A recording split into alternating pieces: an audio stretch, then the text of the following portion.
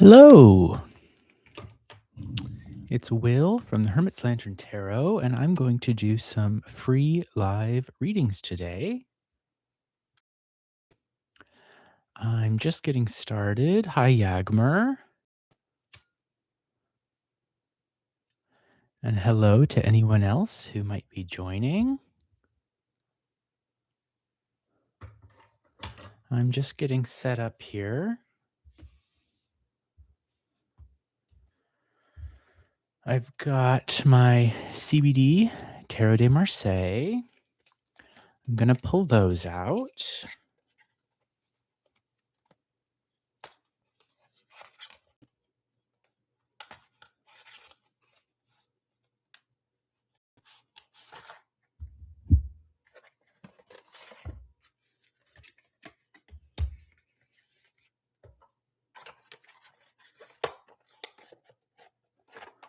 So I've got those ready to go. I'm also going to pull out my Calaveras playing cards by Dead on Paper.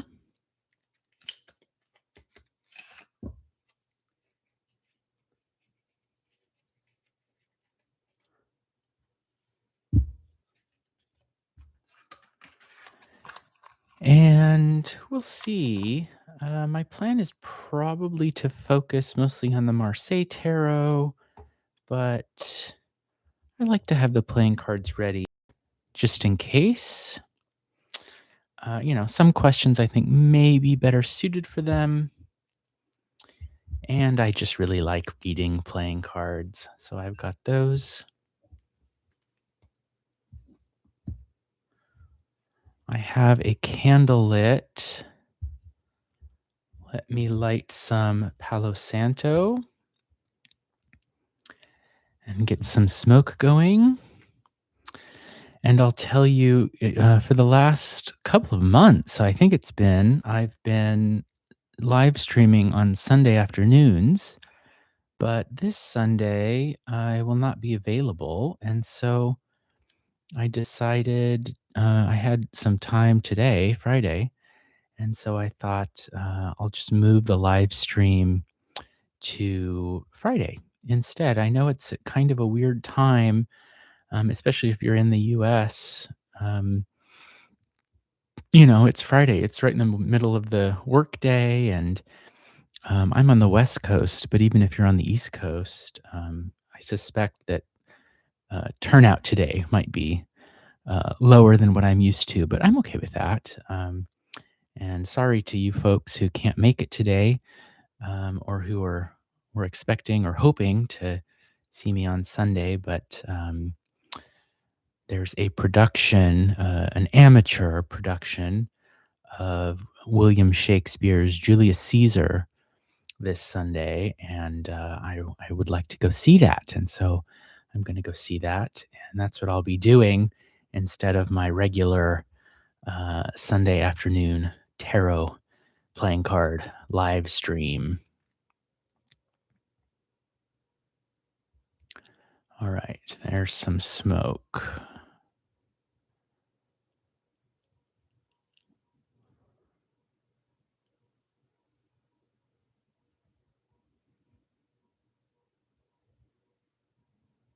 All right, I'll leave that to burn out.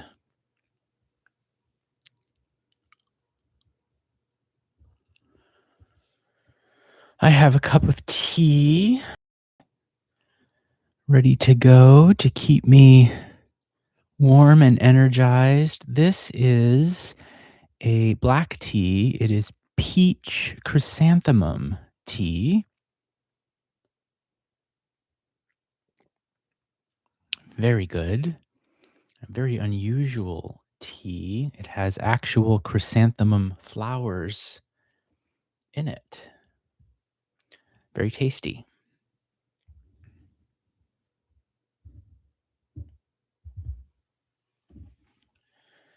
And I've got my notebook and my pen ready. So let's start getting this list assembled.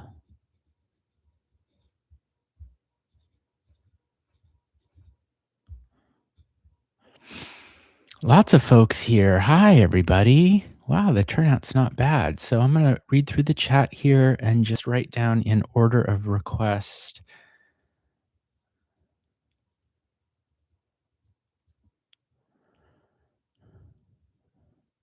I have to say, I'm kind of hoping that since I'm streaming on a different day at a different time, that I might get some access to folks who might otherwise not be available on my regular time on Sunday afternoons. Um, I mean, I'm very happy to have a steady following on Sunday afternoons, but I know that not everybody can make it then.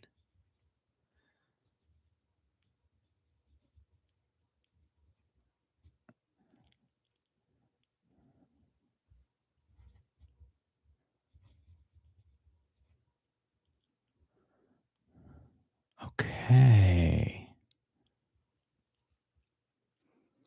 All right. I think these five. Oh, yes. Storytime Kitchen. I'll add you to the bottom.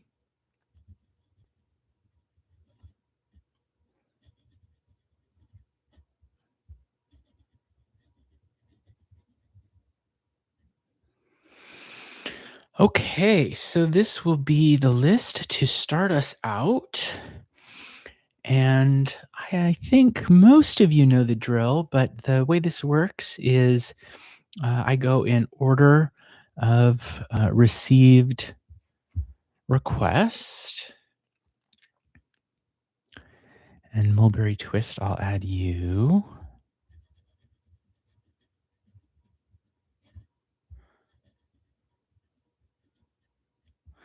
And so I'll start at the top with number one and work my way down. And when it's your turn, I will call your name. And if you're here, I'll ask you to go ahead and post your question in the chat. And I see Yagmer's already got theirs. That's fantastic. And I'll call your name 3 times. And if I hear from you, I'll read for you. And if I don't hear from you, that's okay. But I'll have to move on to the next person, and I'd be happy to read for you in a future live stream. So here's the list we'll start with. Once I get through these seven, we'll see if there's time for more. Number one will be Yagmer, followed by Marta, Bukal, Stormborn, Jean, Storytime Kitchen, and Mulberry Twist. That's a nice lineup for this uh, afternoon, I guess it is, because it's just afternoon today. Let's see. Here's another. I'll add Lolo to the list.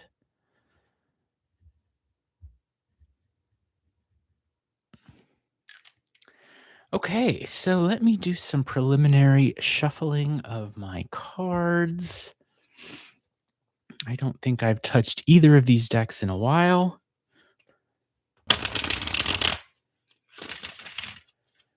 And let me just make sure I've got. I want to make sure none of the extra cards are in here. I think we're okay. No, I think that's good.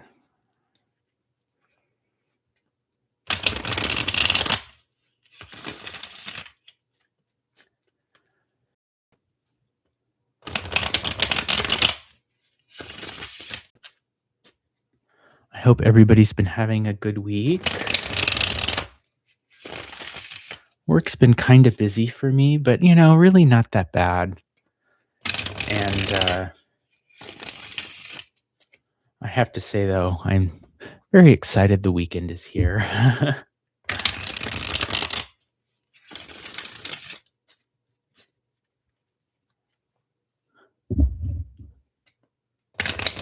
And I guess I'll also add, I haven't done this before, but since I've got the playing cards and the tarot out, if anyone has a preference of one over the other, I'm happy to accommodate that.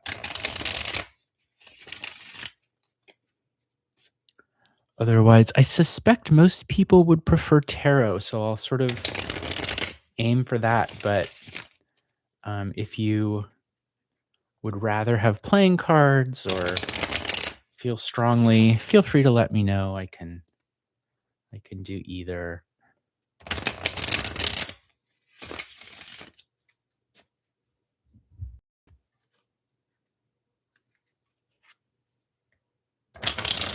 The playing cards are much easier to shuffle, I have to say. At least for this deck. The CBD Tarot de Marseille is a great deck, but the card stock is quite thick, so if you're riffle shuffling it, it can be a little hard on the hands.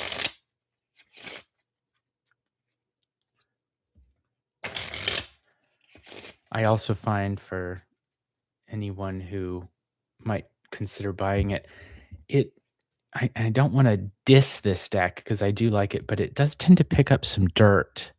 I don't know what it is, but maybe it's just because I use the deck so much, but, something about the cardstock picks up dirt. I don't know if you can see on the edges, it starts to get kind of worn, but a wonderful deck nonetheless. Okay, so I think we're ready to get going here. So we'll start with Yagmer's question, which is, can I ask Jack's feelings towards me, please? He was silent. He reached out to me a few days ago. We are not in a relationship, but I do have feelings for him. Okay. Yes, we can definitely do that. Let's start with the Marseille Tarot. And we want to know Jack's feelings towards Yagmer.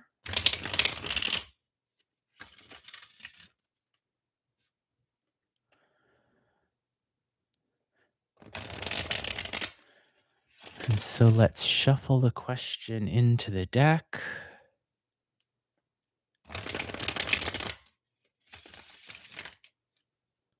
Jack's feelings towards Yagmer.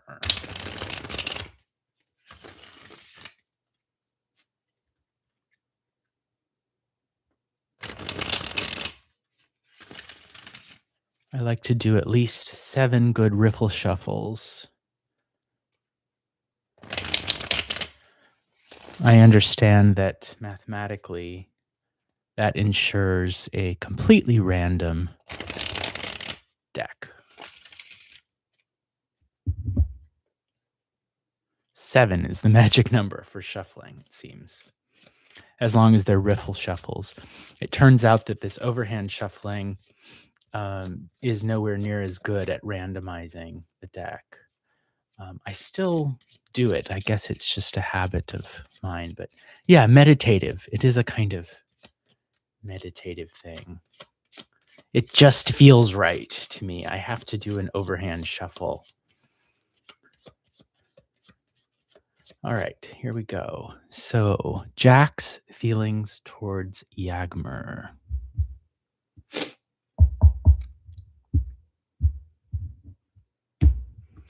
And we'll pull 3 cards and see what that gets us. So we start with 10 batons, followed by 6 coins, followed by 4 swords. So, when I read the tarot, I sort of can't help but, I guess teach is the right word. So, and for some of you, I know that you just may not care. Like, I know that some people on the channel are here just they want an answer, and that's great. But I kind of can't help it. So, my style is sort of not only to give an answer, which I aim to do, of course, to the question, uh, but I sort of can't help explaining how I got. It's my style. That's just how I do it. So 10, 4. We've got all even numbers and we've got 3 different suits represented here. But what we don't see, because of course I'm always looking for what isn't there as much as what is there, what we don't see are cups. And so um, someone, Yagmer, that you're not in a relationship feelings for this person, right? For Jack. And so the suit we associate with feelings, whether of romantic or just friendly or any kind of relationship between people, interpersonal relationships. Of course, that suit would be cups or hearts if we're looking at the playing cards. And so it stands out that we get every suit except for the cups here, and uh, I've only pulled 3 cards, and so with any question, you can obviously go into more detail with it, but that does stand out, right? This suggests to me, first off, as a kind of preliminary observation, that the thoughts or feelings that Jack might have towards you aren't necessarily of the tender, affectionate kind, at least not right now at the moment, right? Because if they were, we would expect to see at least some cups here on the table. So let's look at what we do see instead.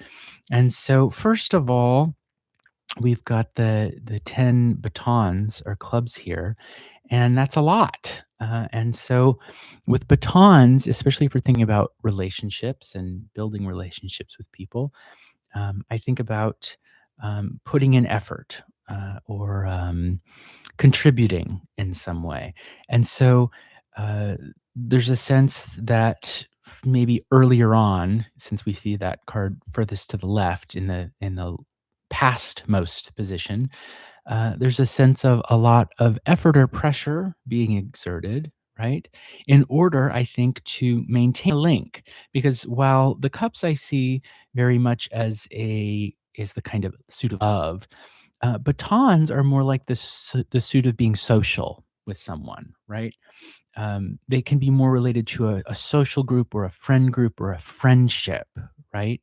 And so with the 10, we can think completion, not necessarily an ending, but like the work has been completed, right? In what can be a very positive way.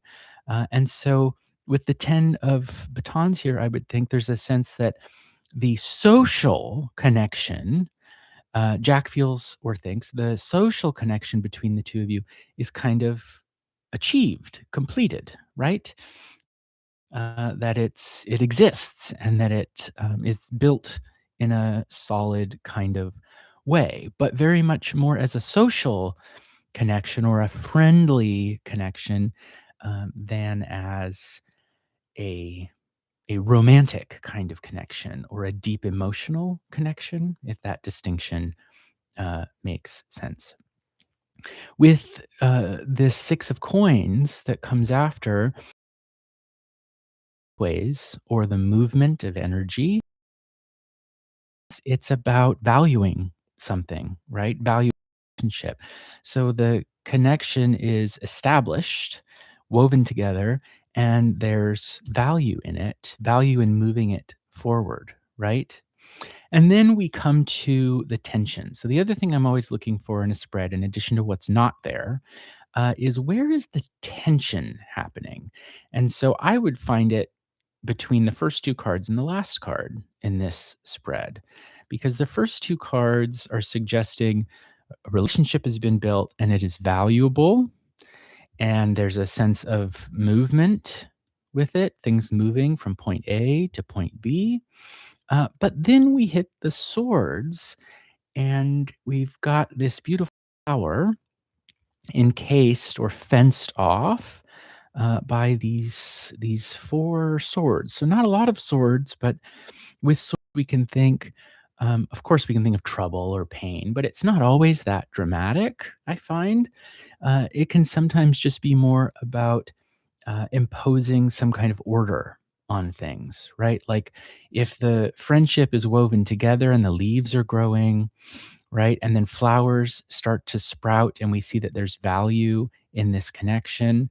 Well, then some tension is introduced in that the flower has grown up big and tall, bigger than it is in any of the other two cards, right? But it's also fenced off, right? And so there might be a sense of setting up boundaries or defensiveness or putting up a fence a little bit on Jack's part, that he's closing things off a little bit, and um, you would probably know better than I, because you know more about the context, what that specific reason might be. I could only sort of make assumptions about it. And given that there's no cups here, um, what I would venture to say is it could be that Jack senses a more romantic kind of interest on your part, and he might be pulling back um, because his interest might be more social and intellectual, if that makes sense, at least right now. Because, of course, the um, the other thing, the disclaimer I would always want to give with any of my readings is that uh, everything is subject to change in life, right? And so, um, any certainly, if we're doing any kind of predicting, we have to consider that it's not set in stone, right? So that's the overall thing that I'd see here is a sense that the social connection of the relationship is established. There is value in it, but something is getting brushed under the covers or something is getting kind of buried. That can be one of the meanings of this, one of the traditional cartomancy meanings, which are sometimes useful, of this Four of Spades is like something gets buried or something gets kind of locked away. And here I would think that it's um, Jack's feelings towards you, right, are sort of represented by the foliage and then finally by the flower here on the Four of Swords. So there it is. He maybe doesn't feel romantically toward, even though I think he does value the connection you have, but at least right now, it seems like it's in more of a social, intellectual way, like maybe you have the same kind of interests or you're in the same social group or something like that. And so perhaps because he's sensing that you maybe want something different, that might be why he's burying himself a little bit right now. Um, that would be one way of reading these three cards.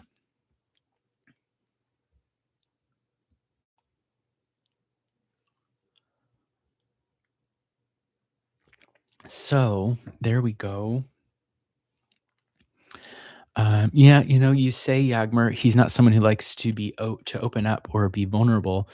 That could be it too, right? It could be that if he does have feeling, that the fear of getting hurt from them is what's preventing him from opening up. But I will say um, that there's a history between the two of you that that Jack finds valuable, right? And that with the sixes, I think of the movement of things over time and with value. So it's like it was valuable before, and there's a sense of wanting to have continuity in that value going forward, right? You're welcome, Yagmer. You're very welcome.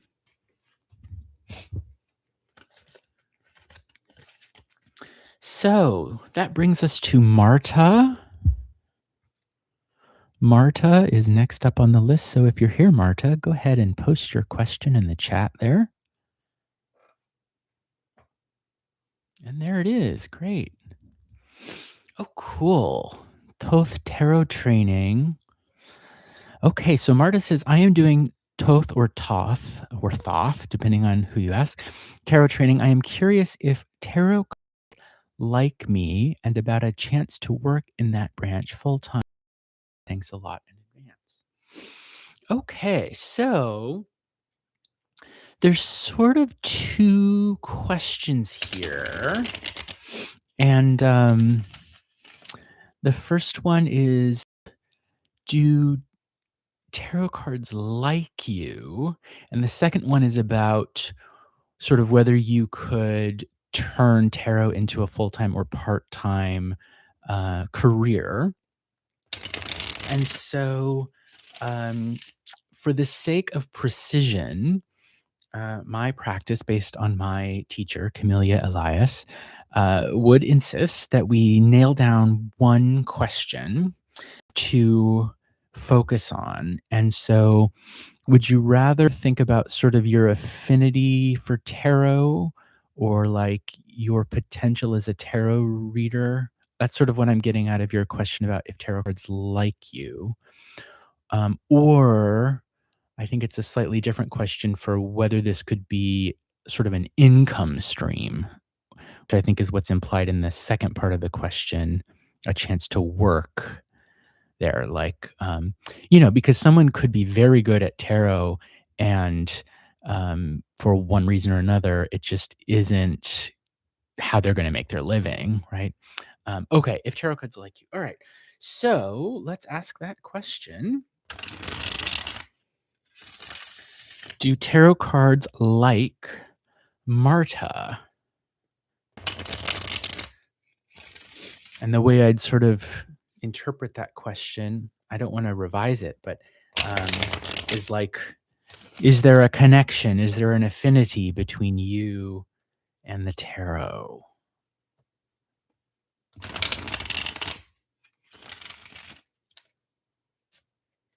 I've studied the Thoth a little bit. I want to study it more. I have a deck and I have Lon Milo Duquette's book on the Thoth Tarot. I have been meaning to read it for at least a year. Maybe this summer I will get to it.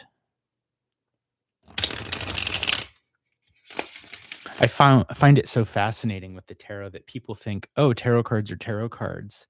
And then you get to talking to tarot enthusiasts and you discover, oh no, there's Rider Waite Smith, there's Marseille, there's Toth, there's art decks, playing cards, Lenormand, uh, oracle cards. There's so much out there that the general public will just say is tarot, right? Okay, so here we go. This is for Marta.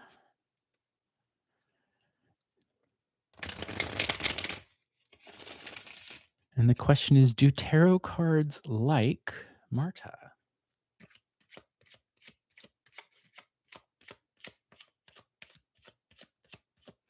Do you mind if I ask Marta, just because I'm curious personally, where are you taking your course, or like um, who's your teacher, or just because I'm curious about it. If you'd care to share, obviously no pressure.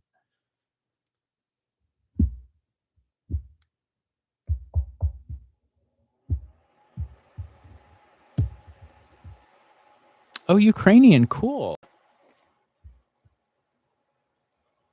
All right, so for Marta, we have 4 coins, the king of coins, ha, 10 coins. It's coins all the way down.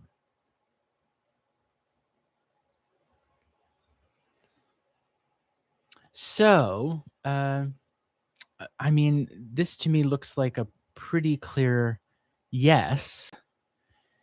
The question is a yes no question. Do tarot cards like you or not, right?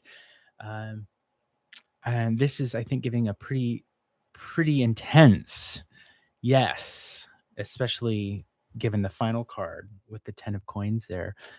But let's unpack it a little bit, because sure we can, and I think that's important. But as I said earlier, I think sort of the real fun comes and the real insights come when you take the time to just sort of show your work, right? And think about why. So first of all, we can think about the suits, and it's all coins, and so here we think of value, negotiations, transactions. Um, so I would say, do the tarot cards you? Well, I feel like I might tweak it a little, like they value, you, right? They value you as someone who has an intellectual ability to read them, right? Or to think about them might be a better way to put it. If we had the high priestess, the popess here, I might say read, but let's say to think, to use your intellectual capacity to interpret them, right? So four, they're steady, right? They find that there's a steadiness about you, and that steadiness is powerful with the kings. We can talk about power, right? And that from four, a single coin is selected. So we could say that there's a kind of focus that happens, right? From a steady mind, focus happens. And then very quickly, from 1 to 10, that focus becomes as intense and brilliant as it could possibly be, because of course 10 is the most that we can have on any one card in the tarot. So that's pretty clearly a yes to me. I would say, um, just to think about, it's curious when you have cards all of a single suit that come up, right? And that's what we've got here. It's nothing but coins. And so it makes me think about, well, how, in what way might you approach the tarot, right? And with batons, I might think, well, it's in a practical, social way, like maybe use the tarot to make friends, um, or for work, right? We could think there about using the tarot, like to perhaps to build a career. Well, magic for one, if that's your sort of thing. Could think about with the swords, using the tarot to offer very cutting or biting, or precise or sharp um, readings for people. With the coins, I think about coin value it, of course, but also we use them to negotiate. We use coins to transact. Coins are about exchange. Like, when you give someone a coin, you get something else, hopefully of at least equal value, and maybe if you're lucky or very shrewd, you get something worth a little bit more value. And so that might be what I would emphasize here, given all the coins, is a growing sense of um, value, certainly, but also. Um, with the tarot, it's not just about your intuition, it's not about using it for work, it's not even necessarily about, cutting to the heart of the matter, but, it's a more about the tarot is something you can use to think with, right? Like a tool for thought. The tarot, takes you from having a state mind, which is, we all want to have a stable mind, I hope. But from a stable mind, it focuses into a brilliant, like genius mind. That might be another way to put it. So that's how I would read those cards there for you. The short answer I'd say is yes, and then the longer answer that I went into about specifically how or why. You're welcome, Marta. I wish you a great weekend and good luck with your Thoth Tarot course or training that you're taking. That sounds like a lot of fun.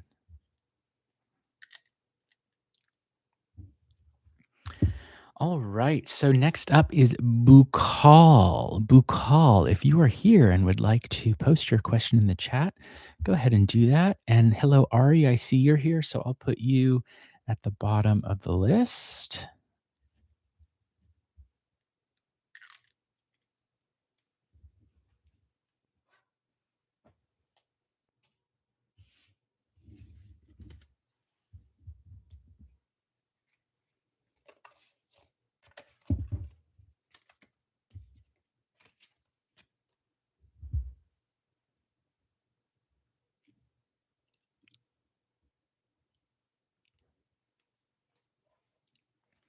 And Cat Goddess, I see you're here too. I'll put you at the bottom of the list, and that brings me to 10.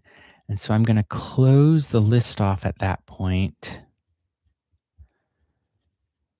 and I'll only reopen it if there happens to be time. But usually 10 is about as many as I can get to in a live stream before I start to get worn out. All right, so we are at second call for Bukal. Number 3 on my list, Bukal. This is the second call for you. If you're here, let us know and go ahead and post your question there in the chat.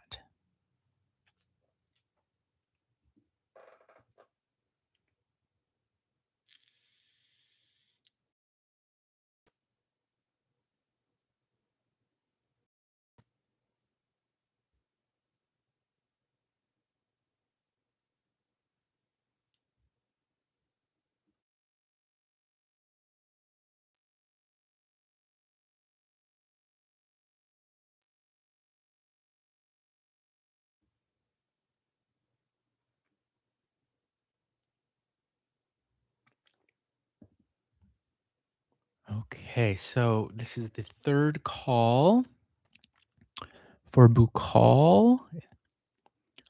Third and final call for Bukal, Bukal. If you're here, let us know and go ahead and post your question in the chat to Bukal.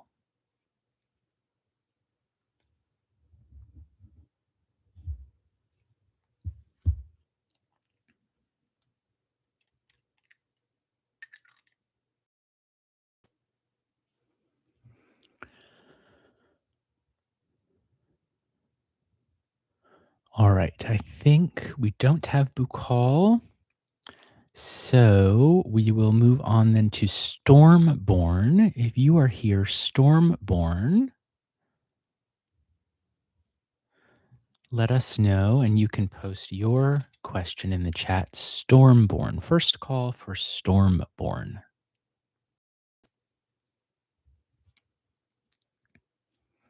And here's the list so y'all can see where you are. Assuming you can read my handwriting, of course.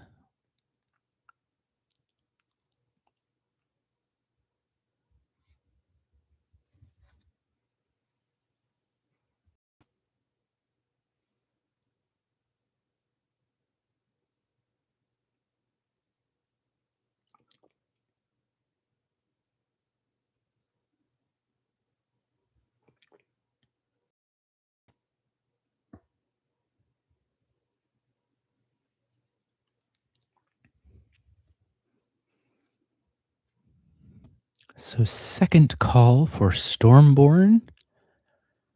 If you're here, Stormborn, let us know. And then go ahead and post your question there in the chat. Second call for Stormborn.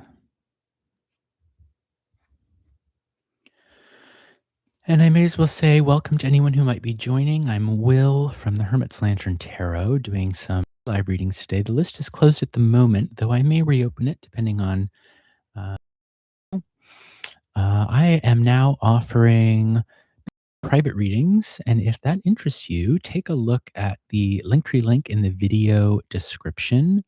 You can click that link and see how to book a reading with me. I offer live one-on-one video conferencing readings as well as pre-recorded audio readings. You are also welcome to email me at tarot.hermit.lantern@gmail.com if you have any questions about that or want to discuss getting a reading with me.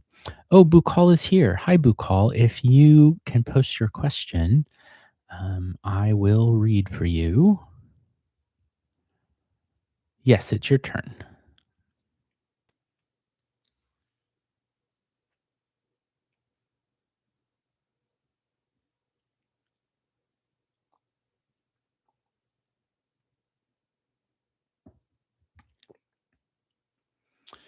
All right. Bukal asks, what are Arfat's or Arfat's feelings for Bukal? All right.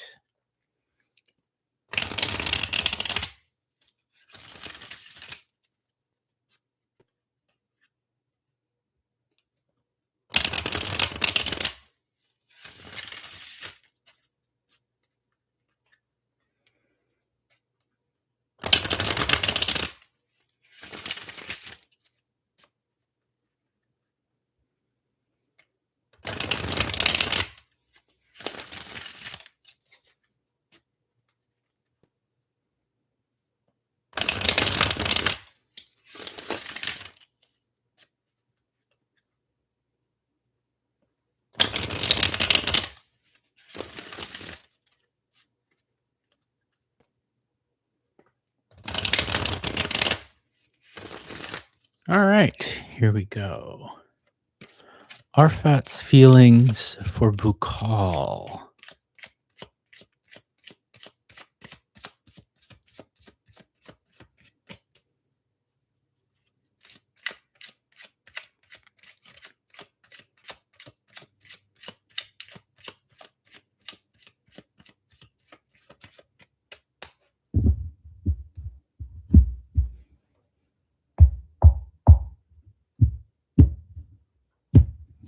Three cards on the table. Page of Swords, Tower, Page of Batons. Okay. So, no pip cards here. It's all quartz and major arcana with the tower there in the middle. So, we're asking a question. Bukal's asking a question about um, someone else's feelings, Arfat's feelings, and so we've got two people involved, and we see two people, two human figures, right? Two pages, uh, and the first thing I notice, of course, is they're looking away from each other. Page of Swords is looking back here. Page of Batons looking over here, and in between them is the tower. And we see two figures also on the tower card, right? And I we can look at, for example, their hair color. They're yellow hair, and the two figures here have yellow hair, and so it makes sense to me, reading with what we might call the law of transposition or law of transformation, that the two figures on the tower card are the same two figures that we see in the two pages card, right? And so, given that and the symmetry of the reading, I kind of want to read this from the center outward as opposed to left to right or right to left, right? And so, um, doing that, it looks to me like, and obviously, I don't know the context, I don't know the history between the two of you, but we might say here with the tower, that thing, there was like a great upheaval.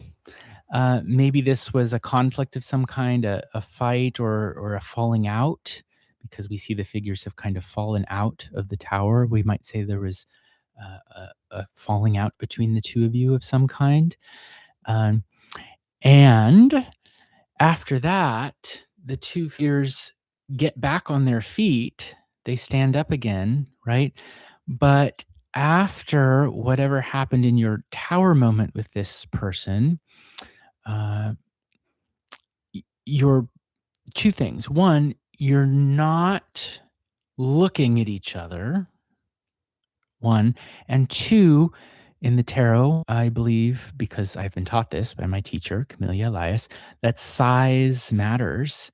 And so you're bigger, both of you, right, are larger than you were in the tower moment. So you get on your feet, you stand up, you grow, literally grow in size. Well, not literally, figuratively grow in size, right? But you're kind of not looking at each other anymore. So there's a sense of being kind of separated with some kind of disaster is probably too strong a word, but um, whatever misfortune or accident or trouble that may have befallen the two of you at some point um, is now keeping you kind of separated, right? And so, like, it's like you don't want to look each other in the eye, if that makes sense. So, the specific question you asked is what are his feelings towards you? And so I think the answer here is his feelings are that he's really hesitant and unsure and or maybe shy might be a good way to put it, lacking in boldness, right?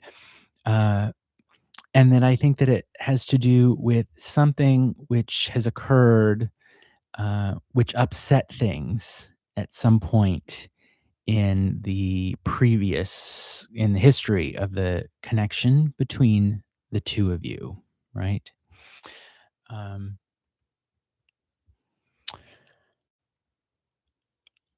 so that's that's what I would see here. Something happened in the tower that upset things, and now he's shy, hesitant, uncertain, maybe defensive might be a way to put it, lacking in courage.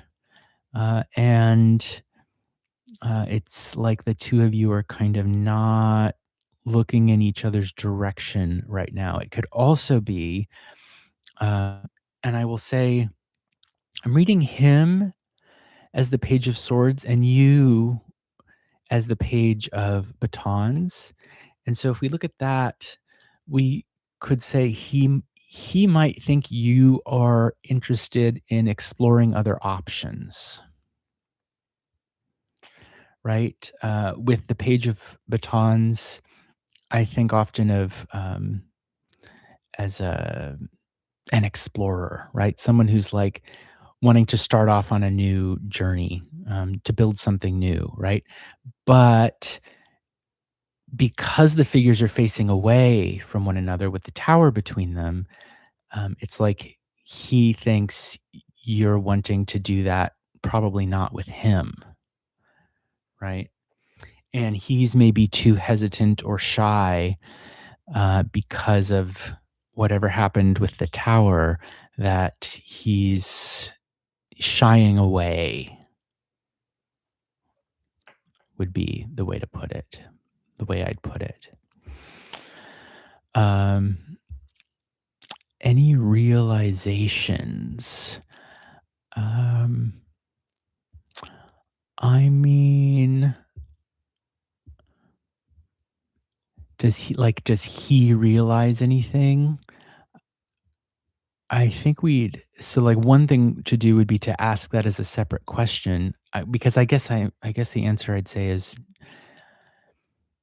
with the Page of Swords, and I guess the fact I didn't even mention the fact that both of the human figures here are showing up as pages, meaning that they are students, they're untested, they're still trying to figure things out, as opposed to like a king or a queen that has established themselves in some way, or a knight who's made progress on it.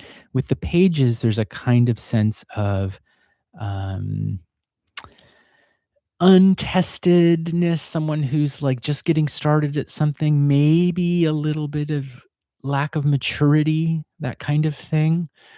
Uh, and so, it's a good question to ask. Is the Page of Swords, who I would read as Arfat, is Arfat going to learn something from this? Um, and I'd say we'd have to pull more cards to get a precise answer to that question. I will say the Page of Swords is kind of a maybe, because the Page of Swords um, wants to advance, like wants to figure out how relationships work and wants to figure out how to make their way in the world and all of that.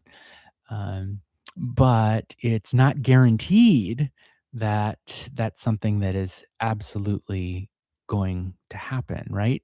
And I will say with the stance of the two figures here, it kind of seems like there's a sense of avoiding the issue or avoiding the problem. So, like, whatever conflict or trouble or blow up might have happened with the tower, it's sort of like the elephant in the room, and then the two figures are trying to pretend like it never happened or pretend like it didn't matter. Um, or like just go about their business without addressing the fact that the tower is struck by lightning and falling apart and on fire and all of that.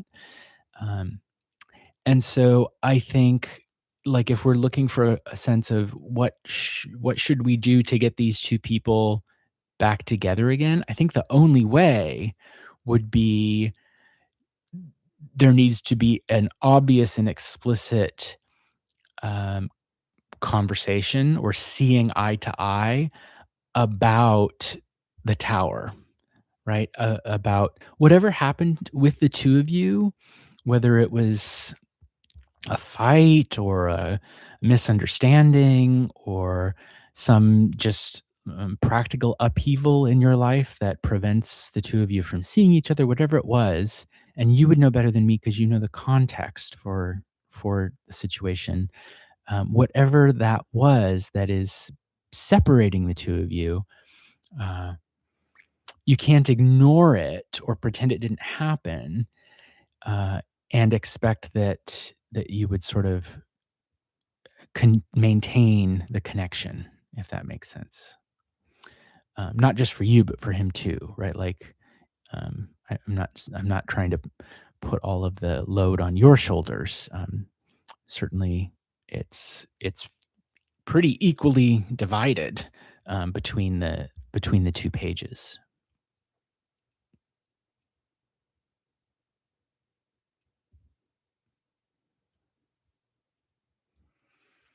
So,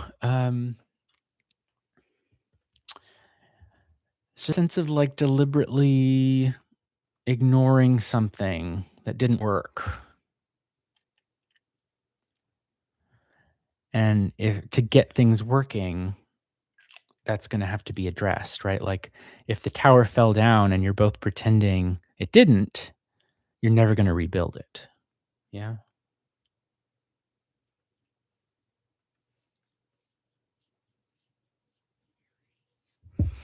Okay, so we are ready for Stormborn.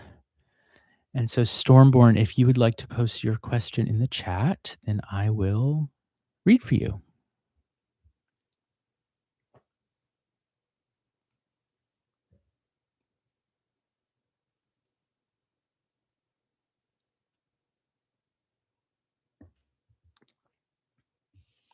You're welcome, Bukal.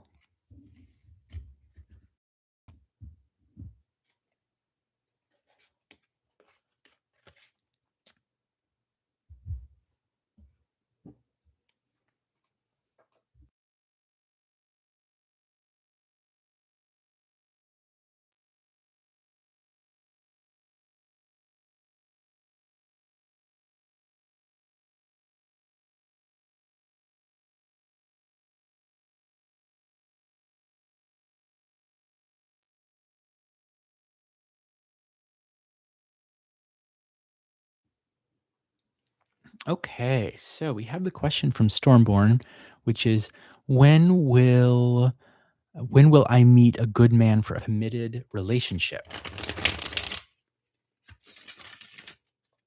So we have a timing question.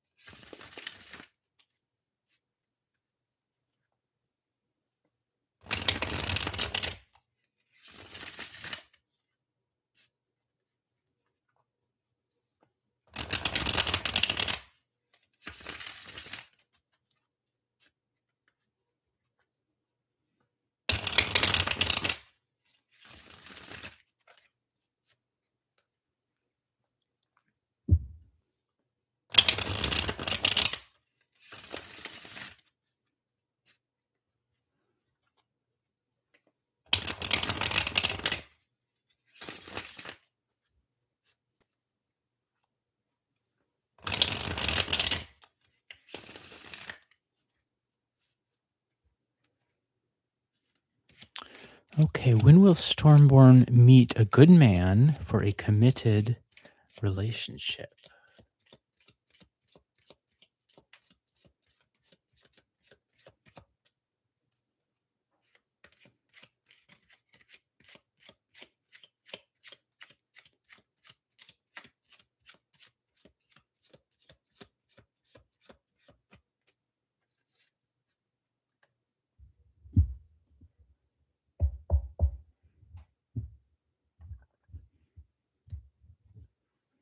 Three cards on the table, 10 batons, page of swords,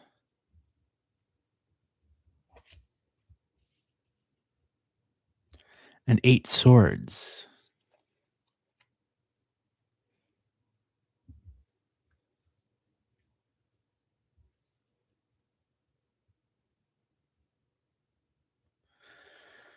Okay, a couple ways to read this. I can think of at least 3, so let's look at them. So first 10 batons. And day, as well as the page of swords. Although I shuffled very well, as you all saw me do on camera. So with the 10 of batons, we can think about the completion or the not necessarily the ending, but like the putting together the final weaving on a project. And so I kind of think that this might be you're someone when you don't expect it. Like, have you ever been? I know I've been in this situation, but maybe others of you have as well. You've ever been in a place in your life where you're like, okay, I am no longer interested in a relationship because I'm just jaded, or it's not a good time for me, or um, I can't, I don't have time for a relationship right now. And then it's like, as soon as you decide for yourself, this is not happening, that's when the opportunity presents itself. And so that's kind of what I think is like when you have uh, a sense of completion with your social circle, when you have a sense of loyalty to your friends, when your social relationships feel accomplished, right? That's the first card. Uh, you're like, I don't, maybe I'm not like living with the love of my life, or however we want to put it. But like my friend group is good. I'm satisfied with my social relationships, and and that in itself is satisfying. And so, I'm okay. Um, Maybe not being in a committed relationship. That might be the point where it opens up a possibility when you sort of this has happened to me before, where I'm like, I am not dating, period. Absolutely not dating. And then the next week, I met someone at a coffee shop and we were together for like 3 years. Um, so, like, someone new comes along, right? When there's a sense of your social group being complete, then somebody new comes along. Um, Now, obviously, we have to look at like where's the tension, and I think the tension is this movement from batons over here to quite a lot of swords. And so we have to talk about the swords. Uh, if any of you are familiar with many of you probably are, with the Rider Waite Smith illustration of the Eight of Swords, you know that it depicts a woman with a blindfold on. She's surrounded by swords. And we can get a similar sense here. Instead of a woman with a blindfold, there's this lovely flower, right? Two colored red and yellow flower, which is surrounded by all of these many, many swords. And so, with a question about timing, because you specifically asked when will you meet a good man for a committed relationship, I think it's going to be like number one, when you're not expecting it, as I said earlier, but number two, when you're ready to maybe address um, some of the blind spots that you might have about yourself. You're ready to um, work on some things that maybe you don't, just like all of us have these things, right? Like things about our selves that maybe we don't want to look at really closely. And that would be the second part of it, right? Like when you're not expecting it, and when you're ready to address some of the things, about yourself that maybe you don't really wanna look at. Yeah?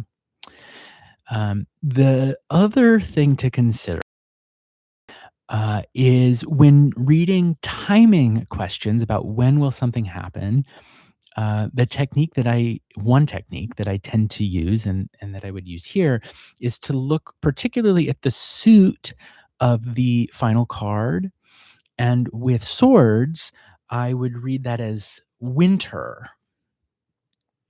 Swords as and so two ways to read that. One would be in like it's winter, right? So we're in spring now. So we could say like, I don't know, beginning of next year, right? That kind of time. But another way to read it would be, in the winter of your life, right? So obviously, like I can't see you, and I don't know anything. Well, I know a little bit about you because I've read for you before Stormborn, but like I don't know any specific details about you. But if it's in the winter of your life, it might be the kind of thing where it happens when you're older, right? Um, spring of our life is when we're young, and then summer of our life is when we're in our, I don't know, 20s, 30s, and autumn of our life would be middle age around then. And then winter of our life would be when we're older. Um, and so, yeah. So if you're 34, yeah, and I'm 39. Um, so we're both in the more like the summer. I'm probably getting closer to the fall. I'm turning 40 next month. So that's probably the fall of my life. I don't know. We'll see what happens.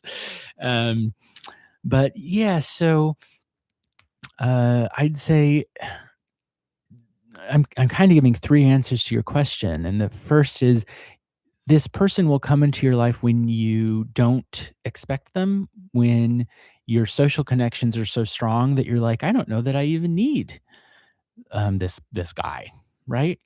Like I'm kind of happy without this guy. I'm kind of happy with my friendships and my other social connections and my other relationships and all of that, right?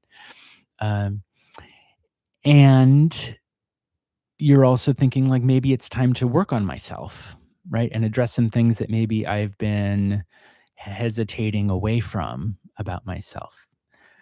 And then when those things come together, um, that might be when this guy appears, right? Uh, that's one answer to the question.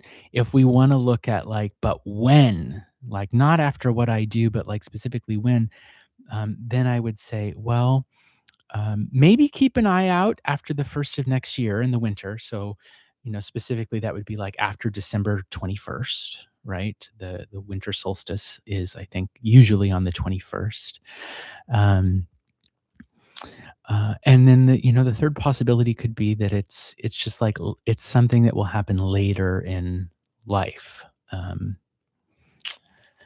so there you go. That's how I would answer your question of when will this person come along. First, with a kind of if then statement about your social connections, um, and then second with looking at the suit of the final card to say. Um, like which season, and there I would associate it with winter. Yeah, keep us updated. I'd love to hear. I always like to hear updates um, on things like this. Oh, and then I guess the other thing, of course, I need to say, as I always do with the predictive readings, or I try to, is um, all predictive readings are subject to change because life is subject to change, and especially if we're predicting beyond, 3 or 6 months, we have to recognize that a lot can change in that interval, right? Okay, so you're welcome, Stormborn. You're very welcome. So that brings us to Jean. Jean, it's your turn for reading. If you'd like to post your question in the chat, then you may do that. And here's our list, everybody, so you know where we're at. It's Jean's turn, and then we'll follow with Storytime Kitchen, Mulberry Twist, Lolo, Ari, and Cat Goddess.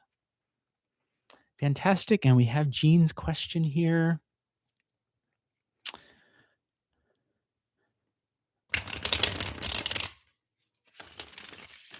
And so Jean asks, what are I's intentions and next actions towards Jean?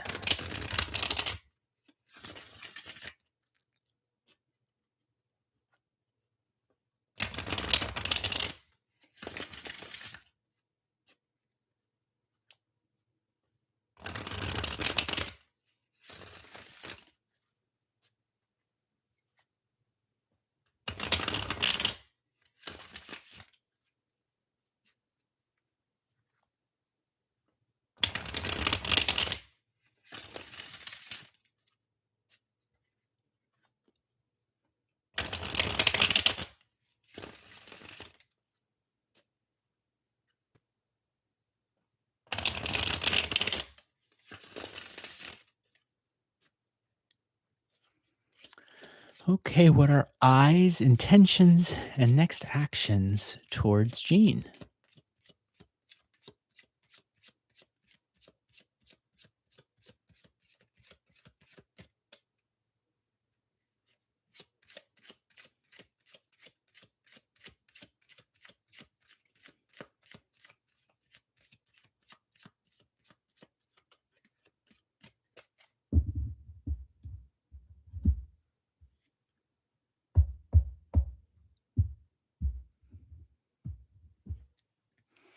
All right, 3 cards on the table. The World, 4 swords, 4 cups.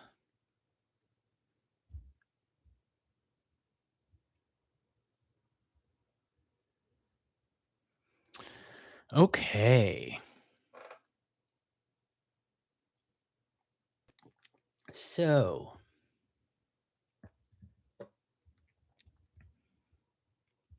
let me just look at these a minute. The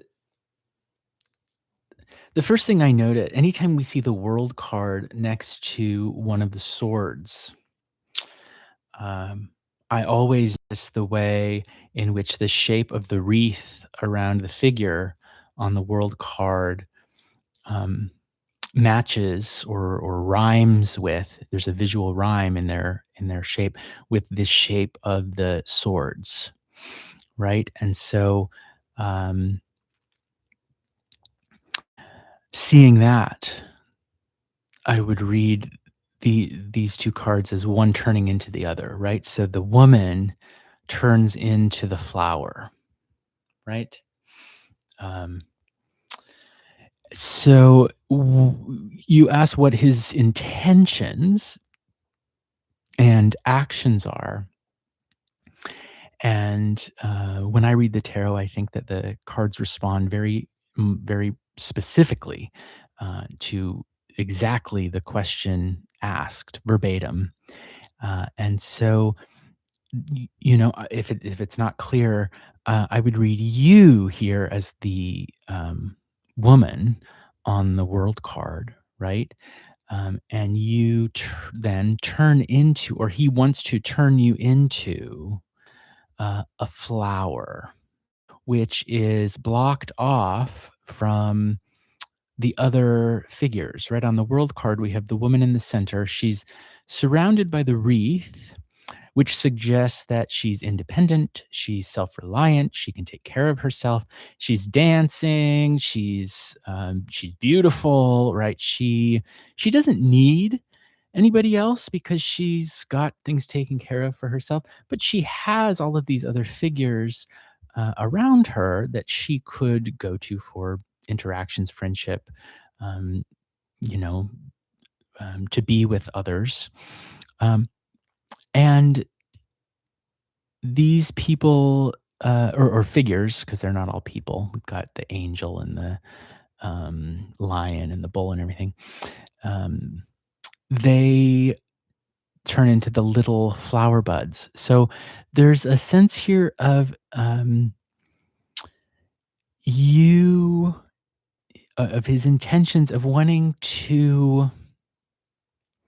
I'm trying to figure out what verb to use to say turn you into a flower.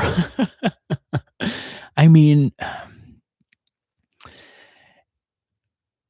I I don't know the context for the relationship between the 2 of you, but there's what do we do with a flower? Well, a flower is something that is beautiful, very much like the woman on the world card is, um, but it's not a person with agency so much as it's like a beautiful object or a token, right? Yes, great. It blooms, it releases pollen. That's a really good way to think about it. Um, it's something that is beautiful, and that we can cherish. Yes. Um, so I definitely think there's a sense here of there's an interest in you, but I guess what I would just say is eh, it does seem like maybe there's a sense of wanting to change you a little bit, right? Not necessarily for the worse, especially given the final card being the 4 of Cups, which we'll get to in just a moment. Uh, but you say, what are his intentions and actions? Um, I wonder if there's a sense of wanting to get closer to you, uh, but also if he. Well, and I guess I don't know if his pronoun is he or not, or if this person's pronoun is he or not, but I'll say he, and correct me if I'm wrong, please. Um, if he also like he wants to cherish you and get closer to you, but also if maybe there's a sense of wanting to change you in some way. And so that's sort of where the tension, I think, is, because of course that's the other thing I'm always looking for is where's the tension? Um, Turning you into a flower, we could just say more generally like changing you, right? Um, Not necessarily for the worse. So let's get to the last card, the 4 of Cups. Well, that is about a stable, secure, um, emotional relationship, right? And so um, with the 4 of Cups, we can think about. creating a stable relationship, right? But the stability or the security of that relationship comes after the transformation of the figure on the world card into the flower, right? Um, so it's almost as though he wants to cherish you, but he might have some apprehension or uncertainty about what he perceives as your own independence and strength and self reliance. Because the other thing I think about with a flower, as opposed to the woman on the world card, is a flower sort of needs someone to take care of it, right? A flower needs to be watered. You have to put up a fence from the weeds, all of that kind of thing, right? Whereas the woman on the world card, I see her as, it's the final card in the major arcana. She's done it all. She's completed it. She's done her journey. She's um, independent. She doesn't need other people. Although she has others who are close to her, as I said before. Um, but I wonder if the flower does need it.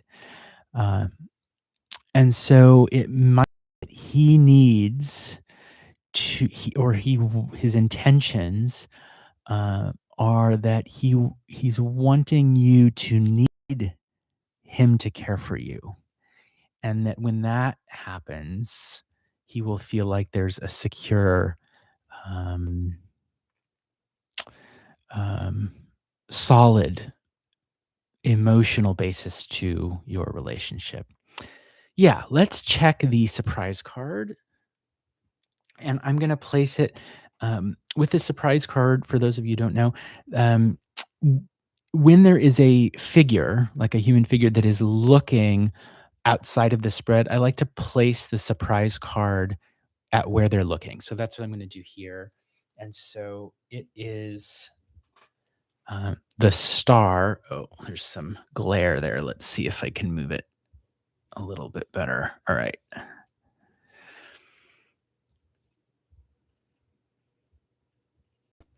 So this, I think, is really reinforcing what I'm trying to say, and maybe can help me say it more clearly.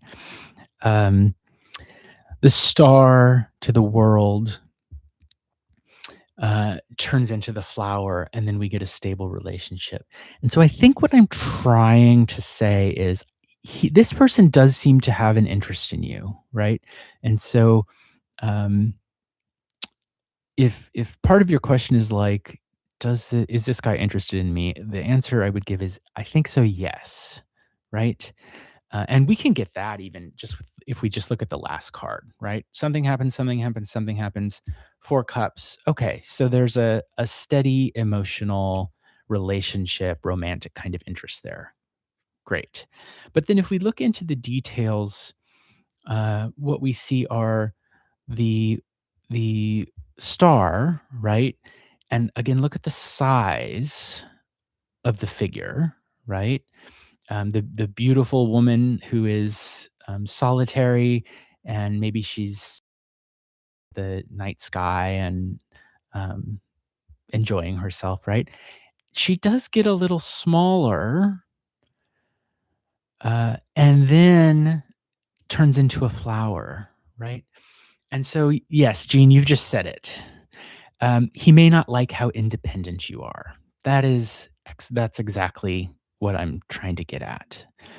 I think there's a sense here that he wants you to need him to take care of you. And if you're independent and like, if you're having a great time over here taking a bath, or you're like dancing naked in your living room or something, and you're just having a great time without him, he wants then maybe to cultivate you like a flower, right? And and if he can do that, then set up a stable what from his perspective would then be a stable relationship. And so um, that is just something I'd say, like, is he interested? Yes. Should you, but this is something you should have on your radar is like, um,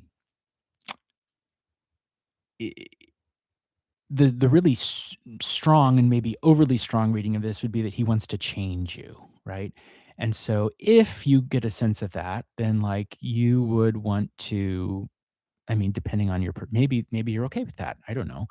Um, but I suspect that's something you might want to like just keep an eye out for, right? Um, and a weaker reading of it might be more like he really needs to be needed by you in the same way that the star and the world don't need anybody. They're fine on their own. The flower on the Four of Swords needs to be watered, needs to be taken care of, right? It's not independent. I mean, it's alone here on this particular picture, but like it needs someone to care for it. Um, and so he might need to feel needed, if that makes sense. Yeah, he likes feeling needed. Yeah, I think that's it. And so if he thinks she doesn't need me, and then he might push away. And then the trouble, now I'm getting into like totally kind of off board because of course I'm not a psychologist, I'm not a professional relationship counselor, anything like that. But you have to think about, do you want a partnership, right? Or do you want someone to take care of the other one, right? And so those are larger questions and things that you would have to work through. But that is something I would think about um, very much as you go forward in your connection with this person.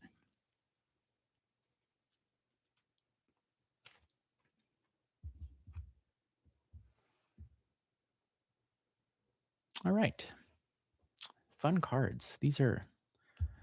This was a really interesting one.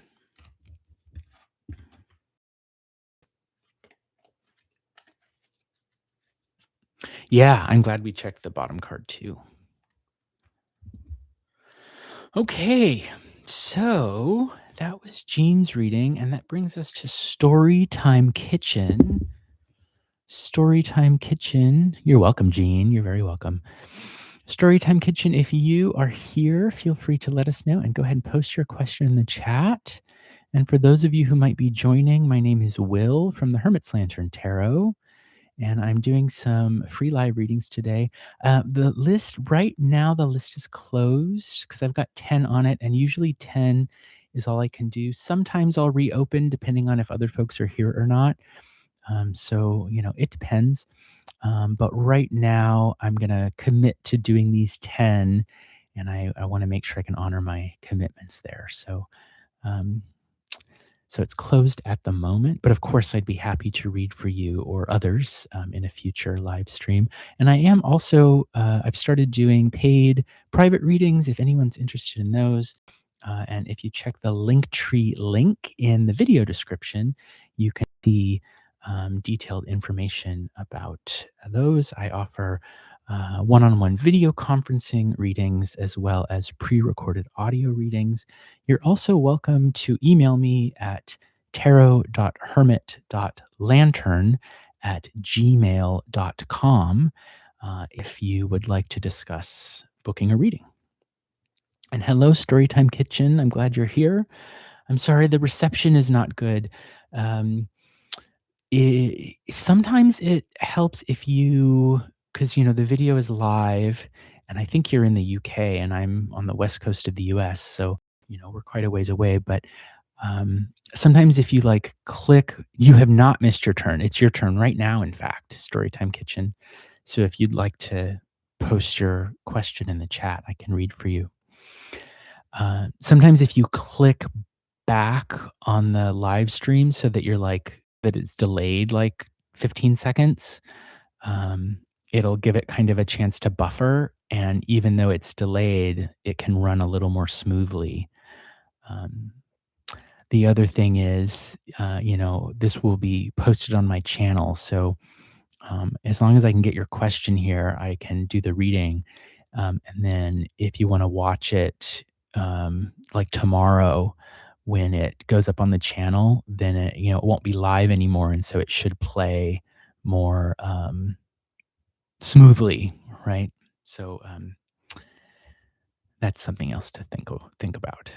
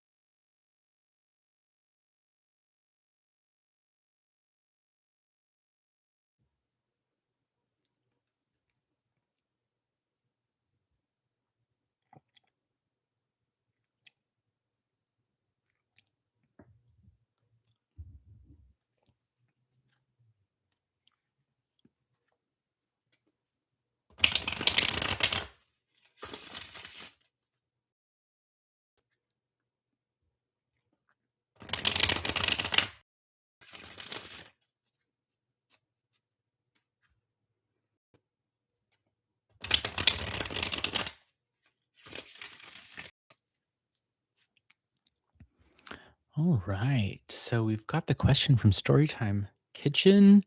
And the question is, what advice does their spirit team have?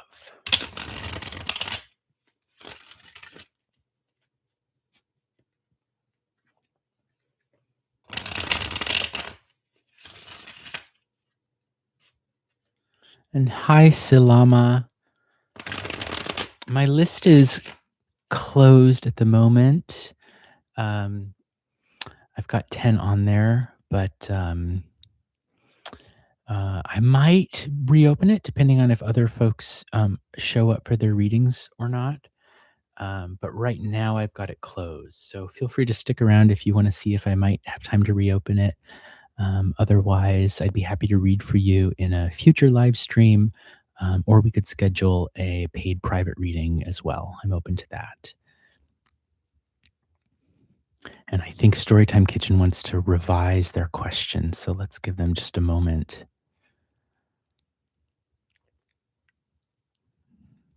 Aha, there we go. The real question comes out. I love that. So, Storytime Kitchen's question is, what are the other woman's feelings towards my ex? That's the question. I do have to say, I think it's a better question. Um, for any of you who have read for others, like for strangers, you might know that it's pretty common for people to say like, "Oh, I don't have a question," or just, whatever comes up, or just a general reading, and I will do those. But I think that often behind those kinds of questions, there is another question that the querent or the sitter or the seeker doesn't really want to verbalize. And so if you can get them to state the real question out loud, you'll usually get a better reading. And so for Storytime Kitchen, we're asking, what are the other woman's feelings for her ex?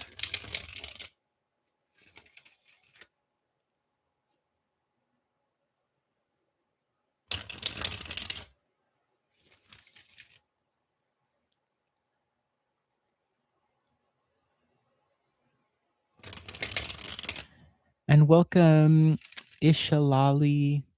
My list is closed right at the moment because I've already got 10 people on my list. I might reopen my list later, but right now I'm committing just to doing um, the 10 readings that I've agreed to. So I'd be happy to read for you in a future live stream, but my list right now is closed. Okay, so for Storytime Kitchen, what is the other woman's feelings towards Storytime Kitchen's ex? Particularly with regard perhaps to money. Let's see if his money might show up here.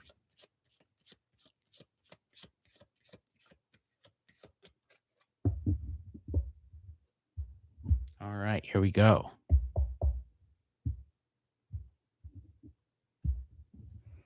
We'll do 3 cards on the table. The Hermit, got an old man. Temperance.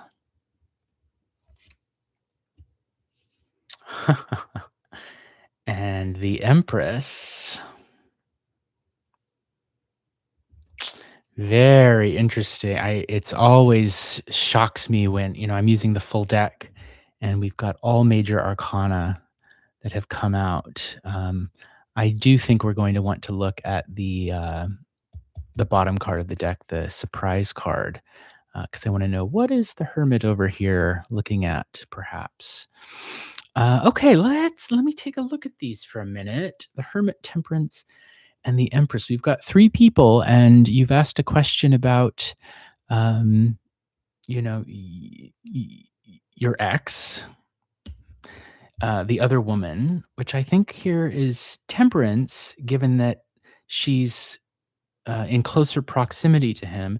And then I think the Empress might be you.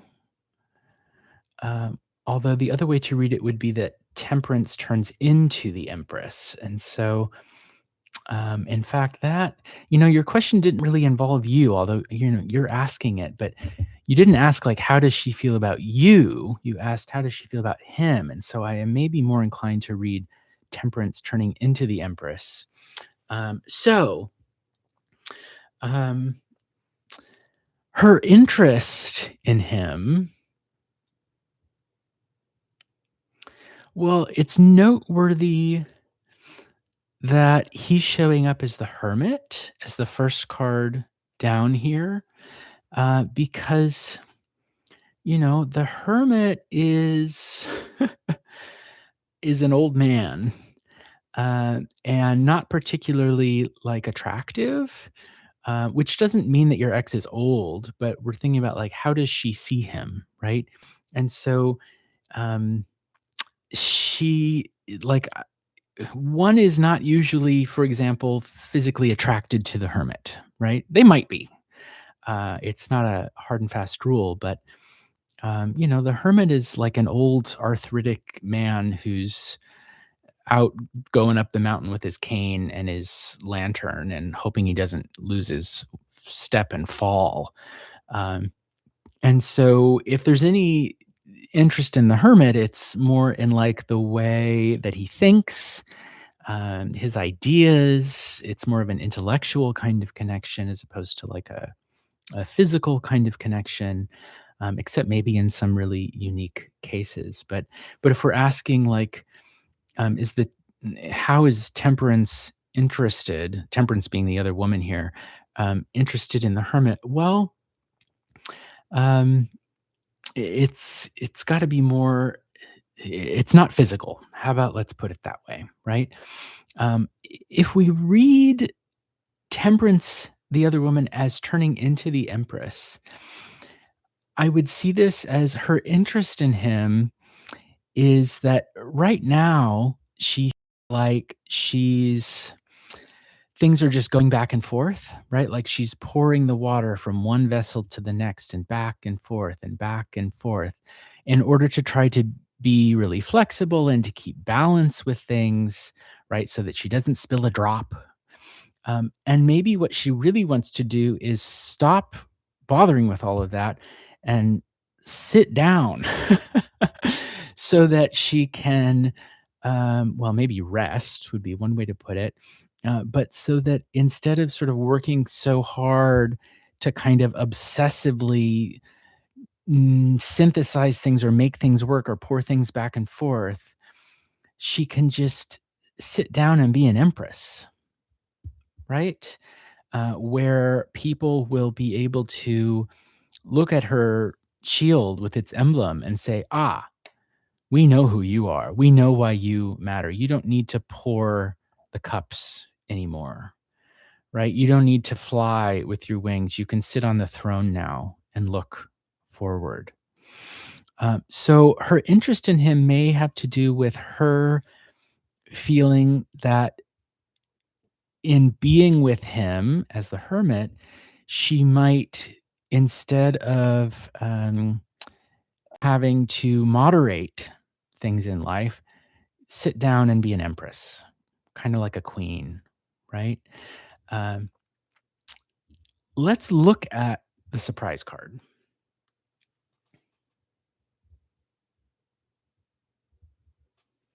It's oh, there's that glare again. And it's the Ace of Batons. And so you did ask about money. And so um, there's no money explicitly. Yes, not having to hustle is a great way to put it. Not having because the temperance is I mean, sometimes I think of her as like she's like a bartender or a barista, right? Like she's pouring drinks. You know what I mean? That's a very mundane way of reading the card, but I think it can be accurate. And so it's like instead of slinging drinks or something, she can sit down and be an empress, right?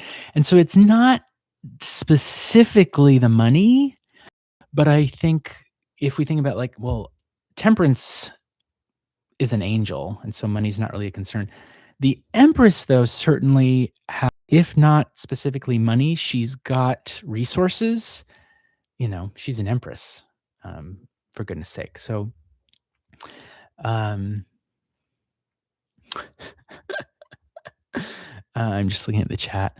So, yes, I mean, the Ace of Batons can be the male organ, shall we put it that way, to appease the YouTube censors.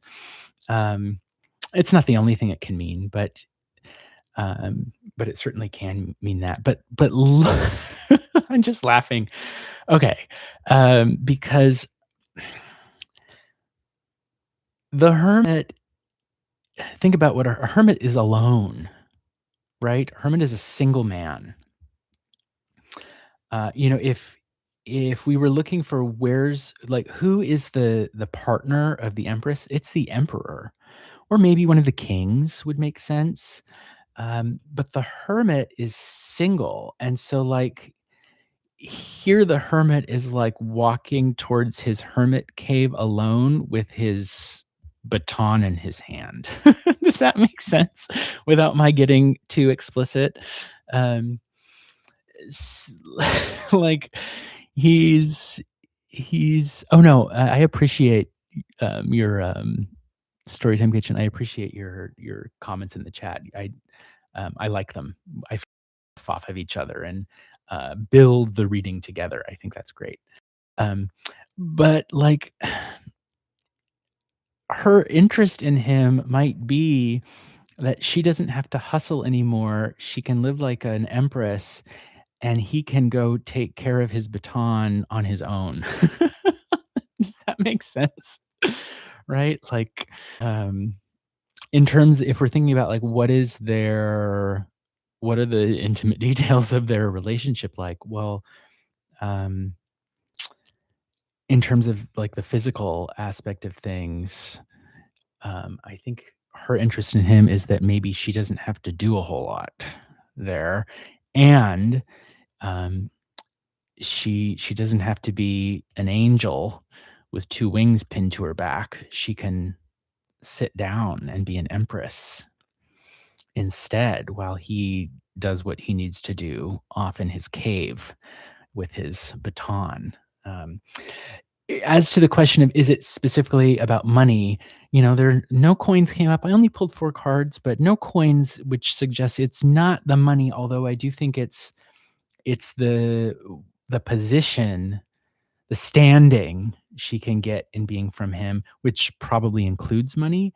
Um, but I wouldn't say it's so much she's after the money so much as she's after the position or the standing or the rank, that she can have in life, by being with him, if that makes sense.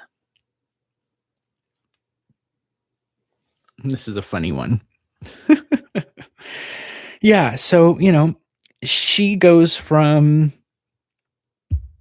obsessively trying to reconcile things in her life to sitting on the throne as an empress. And the empress can sort of delegate things to other people. The temperance has to pour the drinks herself. The empress can get someone else to do that for her, right? And so that's what she's doing. Meanwhile, he's like, "Okay, I guess I'll go off to my cave and handle my rod." So, there you go. Yeah, reconcile it could very much could be trying to reconcile who he is or, also just reconcile, like, can an empress and a hermit form a lasting partnership? The hermit is a loner, and so the her the yeah, my channel's called The Hermit's Lantern because, and I am married, but I am very happy in solitude, to a degree. After a couple of days, I would wanna see someone, and, of course, I live with my husband and all of this, but, so we see each other, just about every day unless one of us is traveling or something. Um and so that's to say the hermit isn't someone that you can't be in a relationship with, but the hermit really does enjoy their solitude, right? Um, and does need some alone time. And her interest in him might have to do with that. Um,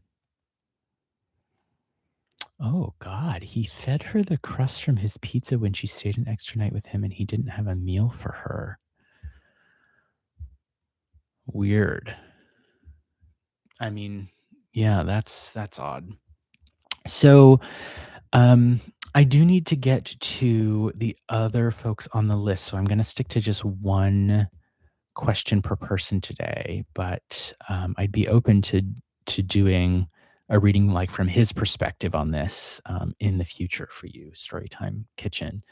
Um, but I wanna make sure that I get to everybody else, and be fair to the other folks on the list.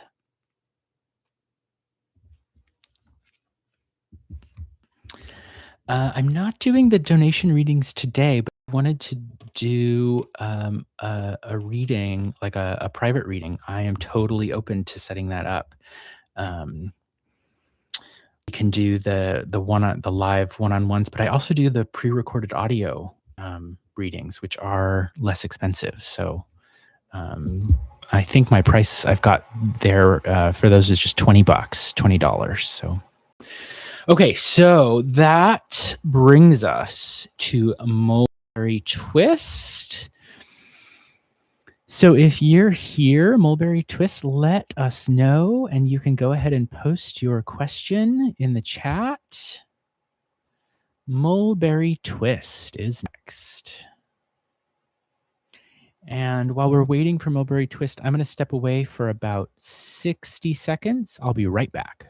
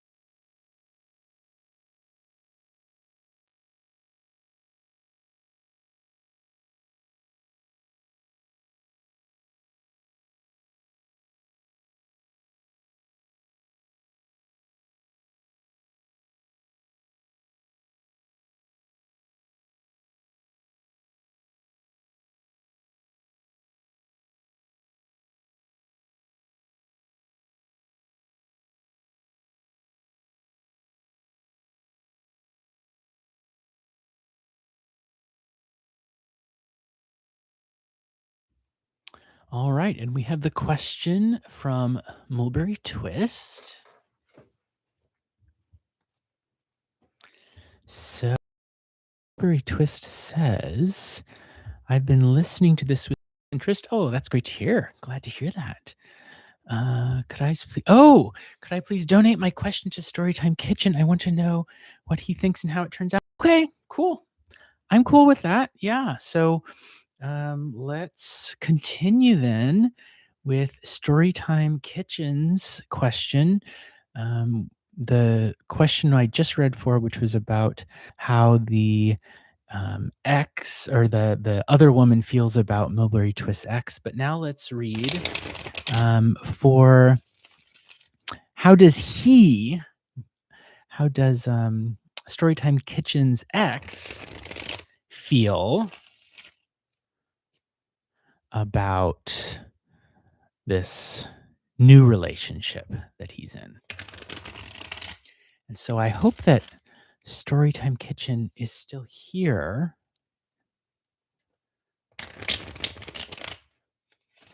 Yes, Storytime Kitchen is still here. Fantastic. Okay. Let's get chapter 2 of the continuing saga. And so let's see, we had the Hermit Temperance and the Empress with the Ace of Batons as the surprise card, which the Hermit was facing.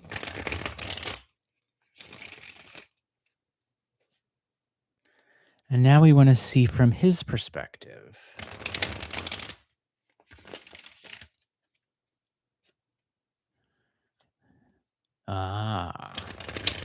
So will he make her his empress like she seems to be hoping for? If right now she's temperance, trying to bring things together, hustle, as you put it. And is he going to take the relationship public? Oh, so is it like it might be kind of a secret or a under the like not a lot of people know?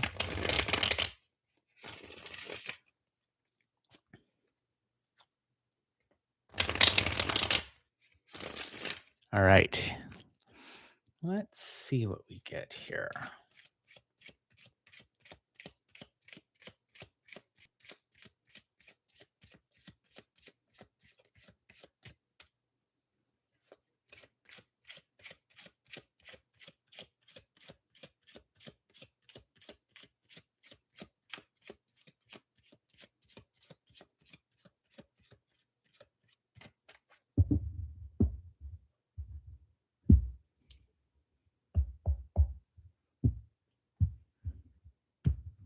Here we go. 3 cards.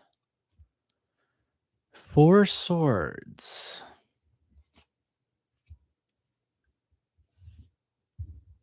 6 coins. And 3 cups. Oh my, he's 74 and she is 20? What? I mean, I don't want to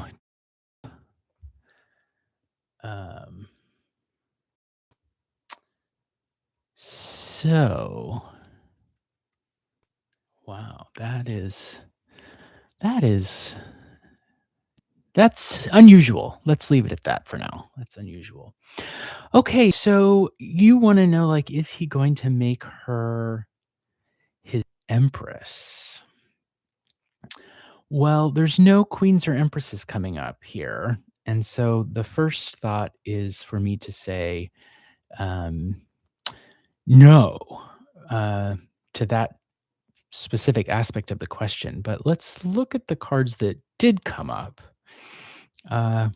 First of all, we've got our 4 of Swords again, which came up in an earlier reading today, where we've got the flower that is kind of cut off from everything else. And so when I was reading that earlier, in regards to another question, to some extent, it it's a similar kind of interpretation I'd have here in the way in which the flower is kind of isolated, right, by the swords, and also flowers are something that need to be taken care of. They need to be cultivated. They're pretty, right? But they don't necessarily have agency in the same way that like a person would, or even maybe an animal would. And so I think it is important to look at the embodiment of the images on the card. And so um, if she wants or thinks that she'll become a kind of empress in her relationship with him, he might think um, that rather than an empress, she's going to be more like a beautiful flower, right? That's the first thought that comes to me with the cards that we see here. Um, but I do think he does value that, right? Her being kind of isolated and cultivated, maybe even, another another old cartomancy meaning of this card is it can be the jail card, it can be the burial card too, but if you think about, fours are like a square, right? We've got the 4 here, and swords are like iron bars, right? And so, there is a little bit maybe of a sense of wanting to lock her up. That might be too, dramatic of a way of reading it, but, putting regulations or boundaries around her so that she's all his, and that's where the value seems to be coming from.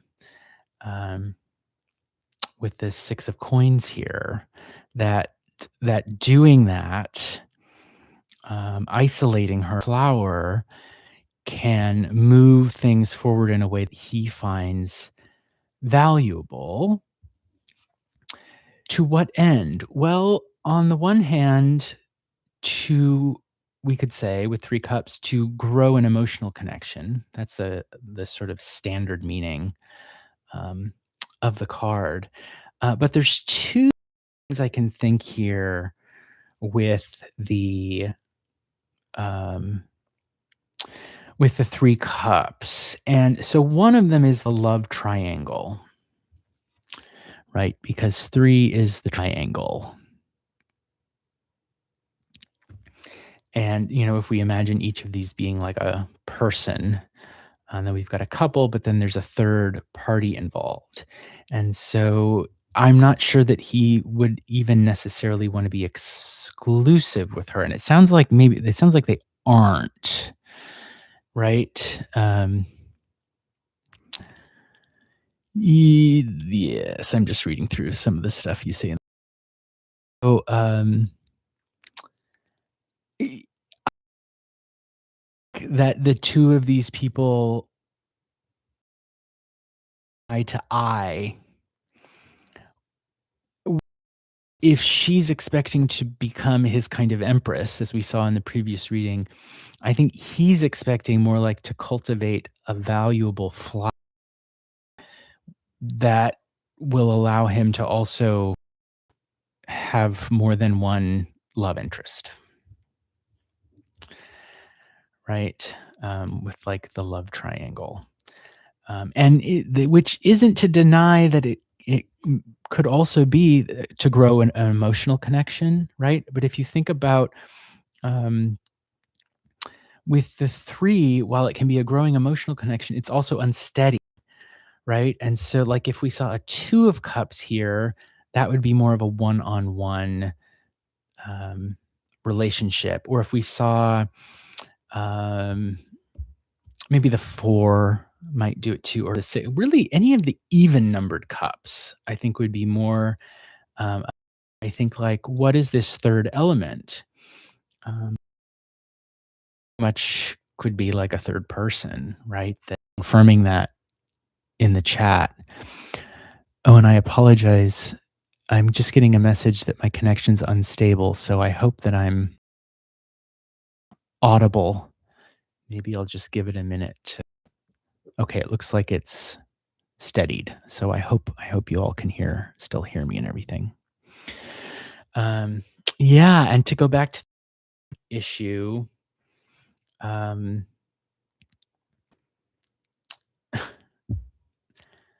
I mean, I this is cynical for me to kind of say it, but like he can buy the flour and another cup. That would be one way to put it, right? Where if we're thinking about the money aspect, which I'm seeing in the chat, is a legitimate concern, that there's a financial interest there, right? Uh, that certainly it has to do with his age and everything, that he has more money, right? He has more resources. And so maybe there's a sense of wanting to use those resources uh, to get something out of the relationship that he wants, but that I suspect is not necessarily what she wants, given the previous reading, where she's turning from temperance, who's like trying to balance things, into the empress. And with an empress there's just one, right? That's how I understand the difference between the empress and the queens, or the tarot deck is like, um empress has dominion over multiple kingdoms, and then each kingdom is headed by the king and queen, right? But there's only one emperor and there's only one empress, even though there's four kings and four. And so that makes me think she wants to be the only one, the empress, not one of the queens or any of the other court cards. Um, and that is very much in conflict, I think, with the um, cups that we see, especially with the context that you're filling back in the chat about him wanting to bring in, what'd you call it, a sister? Yeah. So there's your sister sub. So I think that the two of these, that they're not totally on the same page, or even at all on the same page, where the relationship is heading, right? Um, she's wanting to be the only one, um, and he's wanting to open up the relationship. Oh gosh. He complained that she's too straight and not sufficiently interested in other women to please him. I mean, this goes, yeah. So, I mean, that sounds like he's trying to change her sexuality, which is like, number one, is impossible. But number two, demonstrates a kind of lack of sort of basic human decency, I think, right? I mean, it's like, well, now I'm judging, but if you're dating someone, you shouldn't date them with the goal of changing their sexuality. I mean, that's I don't like that. That bugs me. Uh, so there it is, cultivating her like a flower, feeling like he can use his financial resources to do it. And then because he's established that power, open up the relationship to a third party, which doesn't necessarily seem to be at all what she is after, because there can only be one empress. And if she wants to be the empress, that's not going to happen if there's another party involved, another person involved. He does sound like the worst. Yeah. I don't know this person at all, but he does. Yeah. Your ex. Good job. I think he should be your ex.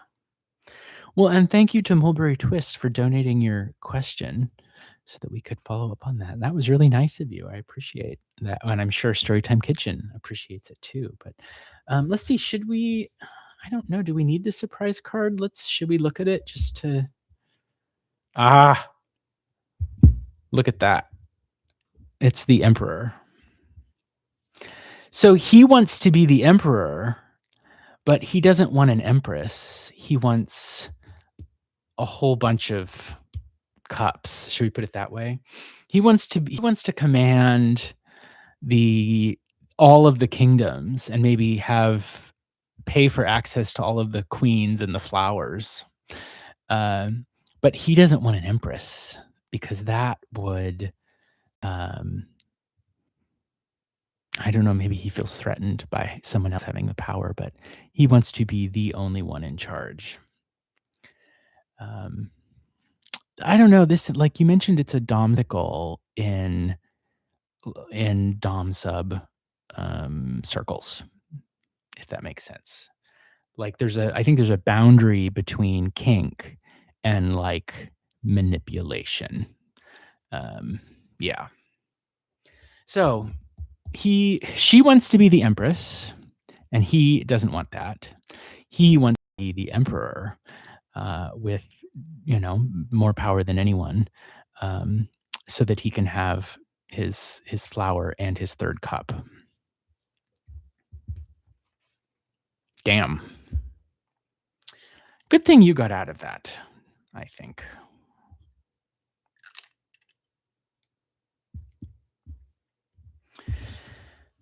Wow, that was fun. That was a good set of readings. So, for the sake of time, we should check in here and see if Lolo is here. Lolo, you will be up for the next reading. Lolo? So fascinating that on her reading, the Empress comes up, and on his, the Emperor. But I think very significant that the two cards don't appear in the same reading.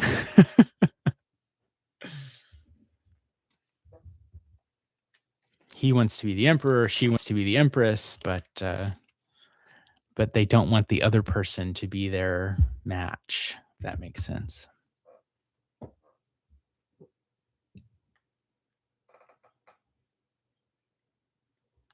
Okay, and Lolo's here and Ari's here. So Lolo's next and Ari follows. And Lolo asks, how did Zine feel? How did Zine feel about Bushra after seeing Bushra? Oh, now let me confirm. Are you Bushra? I just want to make sure we're talking about two people. Is it how did Zine feel about Bushra after seeing Bushra in the party? Or do we have three people here? I just want to make sure because it might matter. It might not, but it might matter depending on like which court cards come up and what we see, whether we're talking about two people or three people.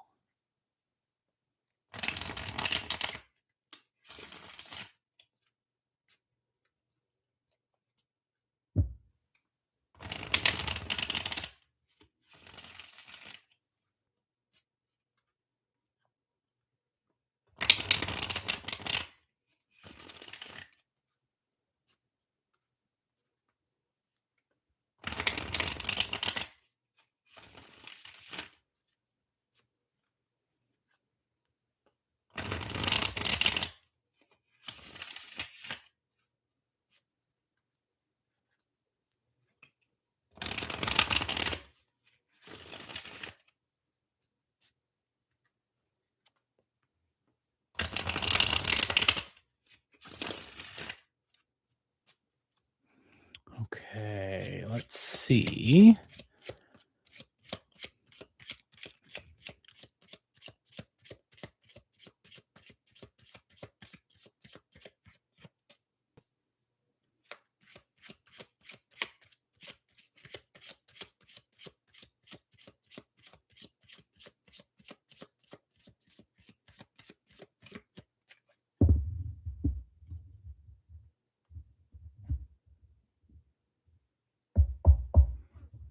You're welcome, Storytime Kitchen. That was fun. Okay, for Lolo, how did Zine feel about Bushra? Hmm.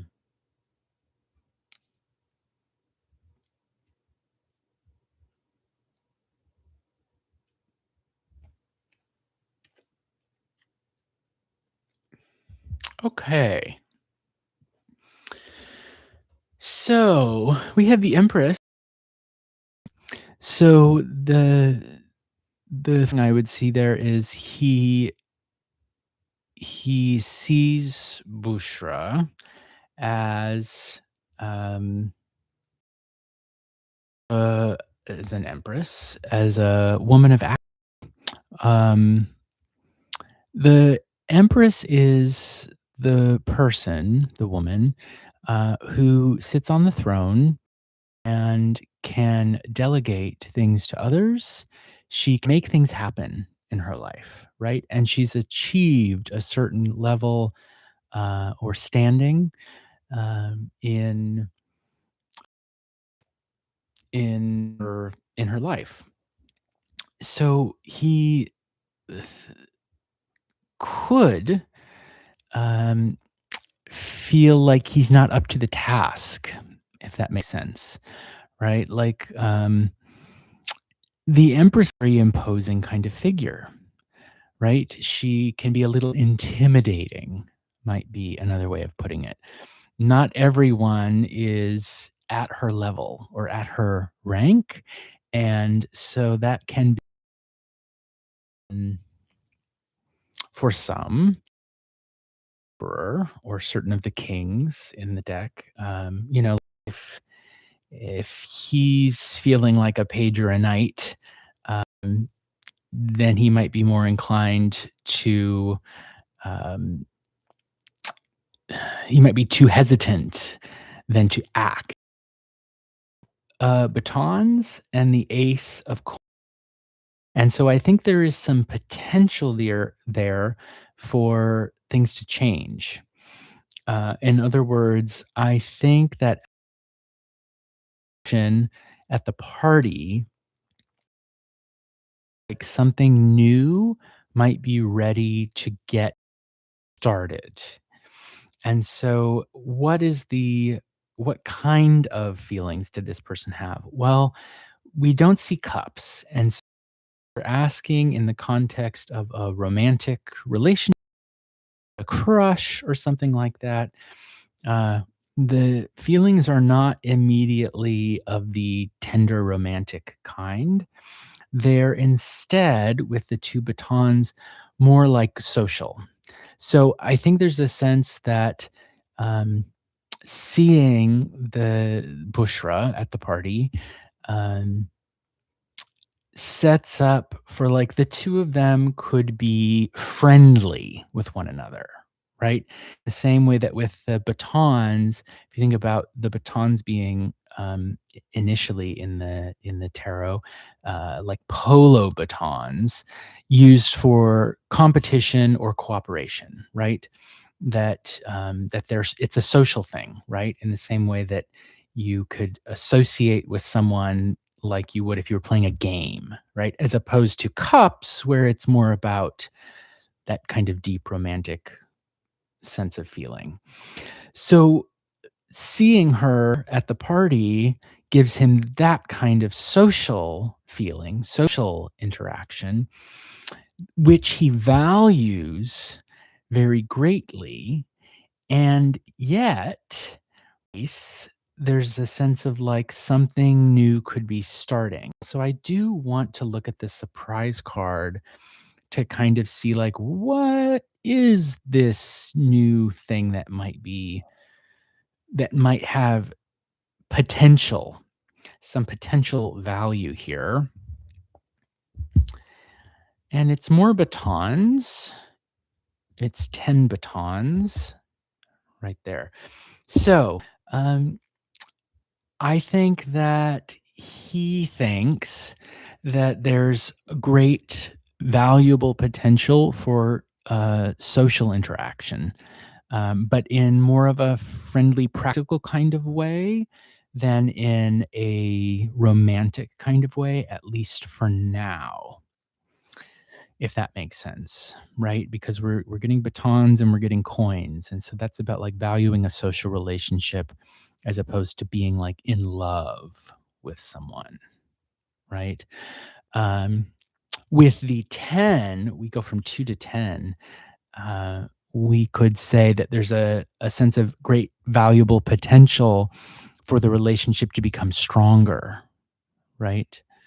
Um, from 2 to 10, it's like beginning something, the initial cooperation or um, setting things up in a very valuable way, growing to being a well woven together friendship or acquaintanceship or social relationship.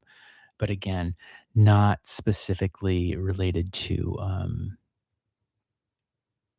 romance. Does that make sense? Oh, and thanks, Storytime Kitchen, for your comment. I appreciate that.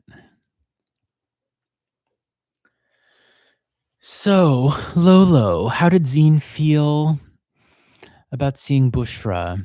Um, that she's an empress who's maybe could perhaps be a little intimidating because of her standing, but there's a valuable potential there to grow a social, practical friendship as opposed to um, a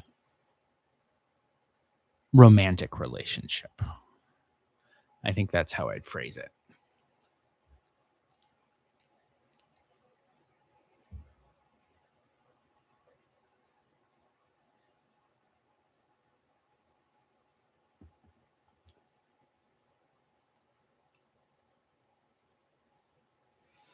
Okay, well,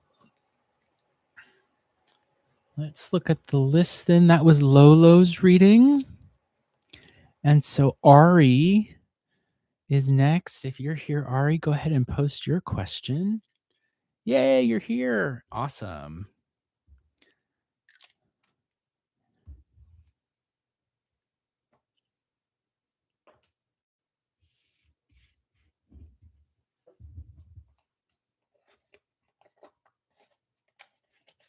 Okay, and we've got the question. And so the question is Ari asks, I just found out that one of the reasons why Daniel Pisces didn't like me back, besides being taken, was because I wasn't his type. So, what is his type that makes me different? And you're wondering if it's about something physical or if it's something else. Okay. Let's take a look. This is an interesting question. What is his type?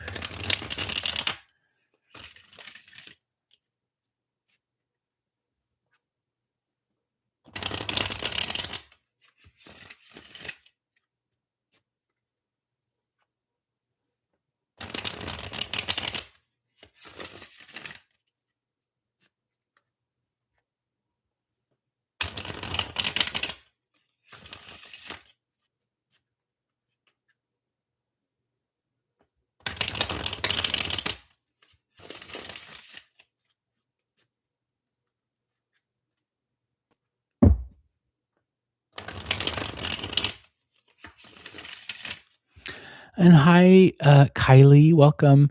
My list is closed at the moment. I usually do 10 and I've got it all full up, but I would be very happy to read for you in a future live stream. And I am also available for paid private readings if that interests you or anyone else. Check out the Linktree link in the video description for more info. Um, but my plan was to go for about 2 hours today, and I'm definitely gonna overshoot that, which is cool. But I think I've got Ari next, and then Cat Goddess, and then I think I'm going to wrap it up.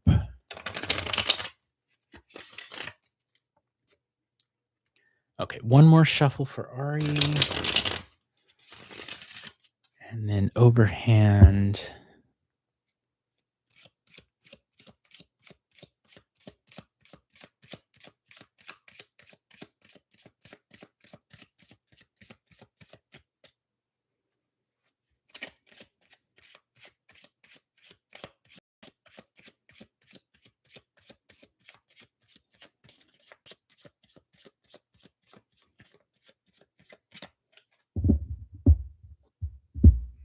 Okay, here we go for Ari. What is this guy's type?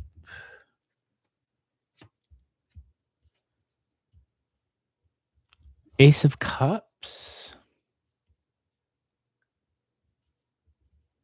two batons,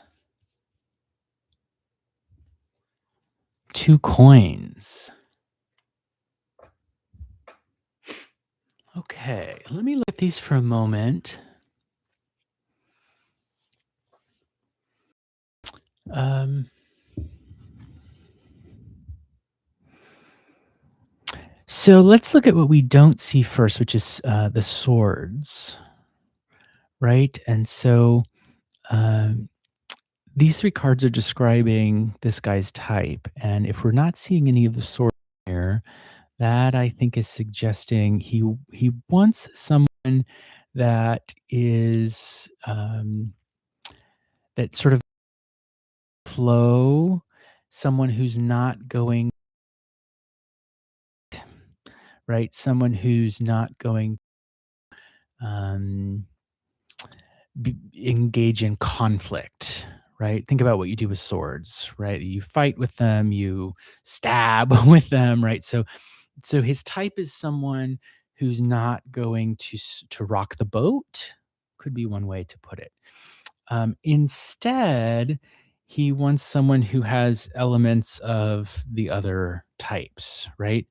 And so someone who is receptive and who maybe likes to have a good time with the Ace of Cups. We can also think of the home, the house, right?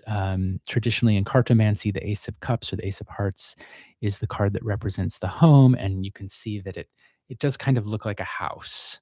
The illustration of the card. So maybe someone who's interested in um,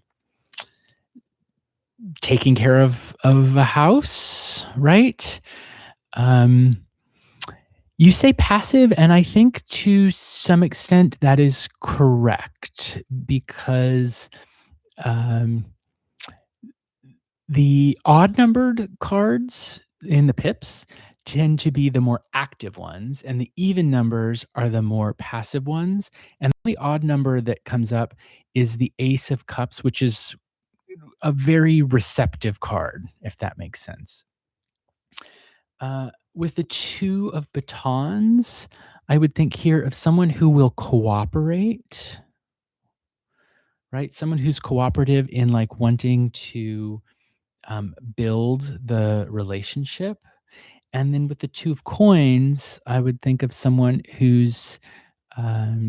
he can share common interests with and talk about them, right? Have like conversation, like a valuable exchange between the two of them. So you asked, or like part of your question was about whether there was a physical thing, and with the cards that came up here, I wouldn't immediately jump to that because number one, there are no human embodied cards, right? Like no court cards came up, and none of the major arcana that would have like human figures. And so I think this spread is giving us more a sense of personality as opposed to embodiment, if that makes sense. Yes, this is the two of wands. This is the two of wands. Ace of cups, two of wands, and two of coins. Yeah. Um, yeah. So someone who's receptive, someone who there's a potential for pleasure. That might be a way to put it. I think of the cups in terms of pleasure, uh, and but also someone that he thinks will be cooperative, who like, he lays down one baton and they will lay down the other. And so the two can kind of work together as opposed to um, fighting, right? He doesn't want someone that he'll like have, some relationships are very volatile and that can work, right? For some people and other people, they want more like, you ever ask a couple and it's like, how often do you fight? And they'll say like, well, we don't fight. And that's not ever completely true, but some couples fight a lot, and it's like how they blow off steam, and it's good. And I think he's someone who doesn't want that, right? Because I think we'd see some swords in here if he were okay with that kind of conflict happening sort of regularly. Uh, and then the two of coins um, is valuable exchanges, right? Like he has something valuable and they have a similar interest in this thing, right? Or in multiple things, right? So that they can talk about it, discuss it, share it with each other.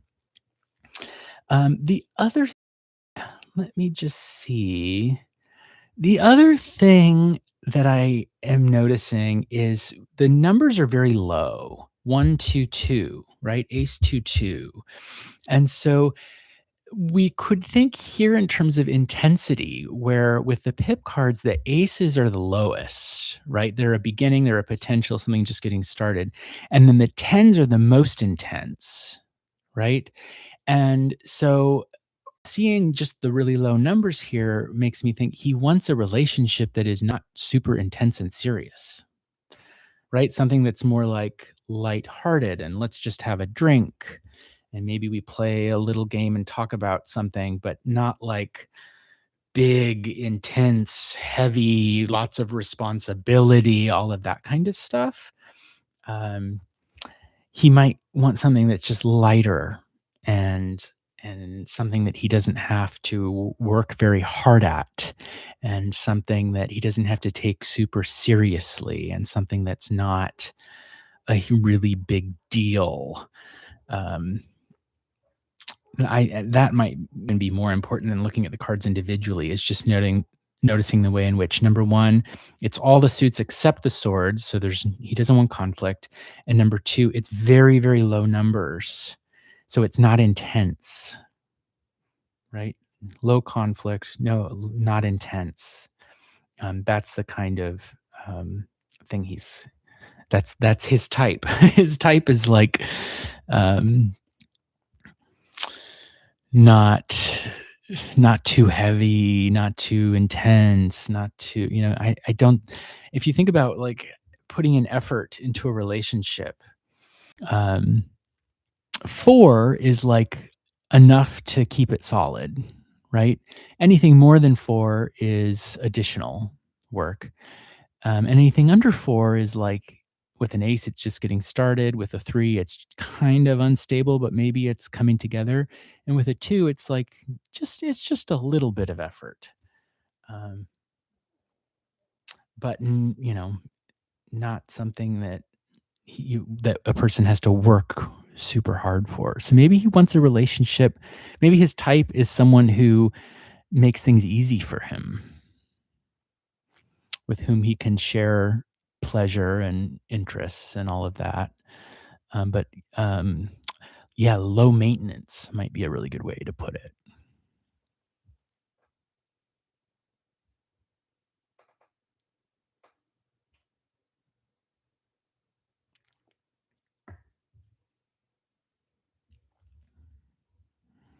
Yeah. So he's in a relationship that doesn't feel high maintenance, and he doesn't have to put in a lot of effort. Yeah. Not hard to impress would also make sense with the 2 coins. Like maybe he doesn't have to spend a lot of money, right? 2 coins is not a lot of coins. Potential for pleasure where he doesn't work a lot and doesn't spend would also fit the bill for these cards.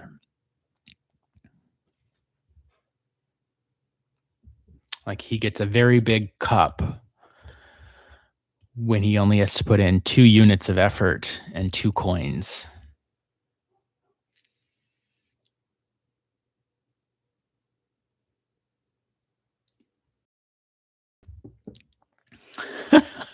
I love your question. Where are the men that like women who challenge them? I don't know. Yeah, but, with challenge, I would think they're of either swords or a lot of baton. And, because like 10 batons, for example, could be a challenge because it's a lot to carry, right?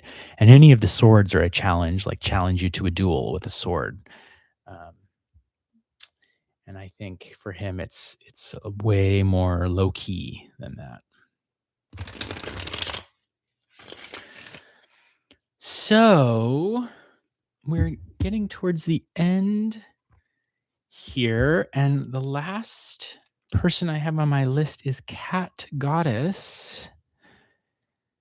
If you are here, Cat Goddess, then you are welcome to post your question. I'm not sure if you're still available, but if you are, I'll read for you.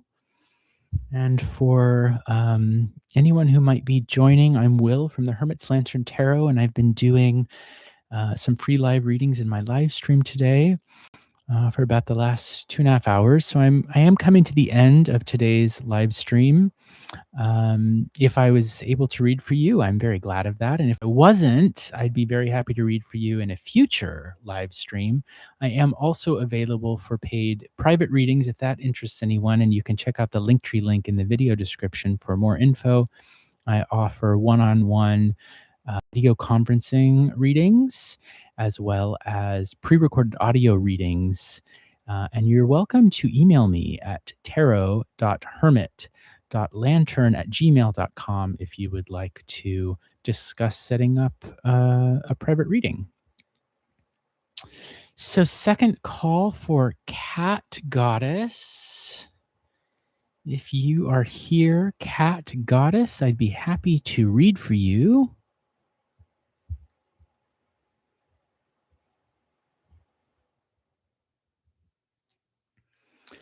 And we'll see if Cat Goddess is here or not.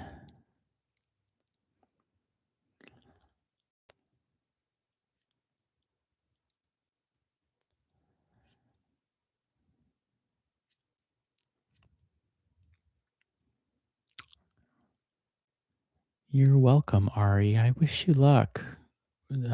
Dating is a nightmare, can I just say? Um,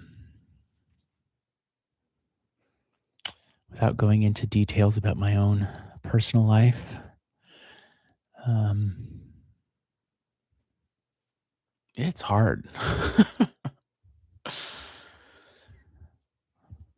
All right. So, Cat Goddess, here. If you're here, this is your last call.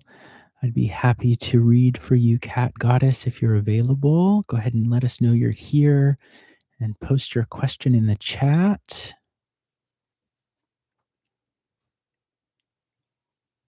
Oh, good. You're here. Fantastic.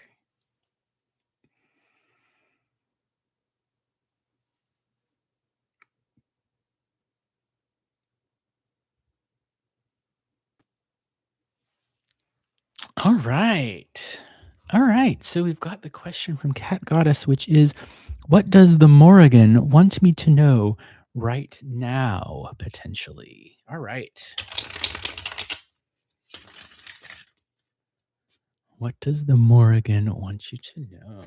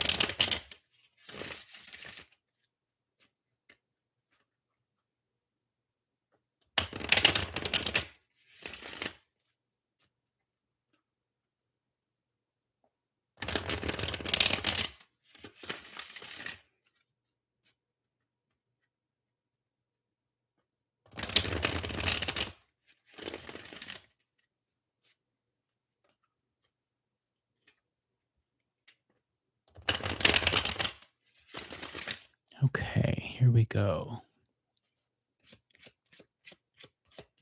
What does the Morrigan want you to know?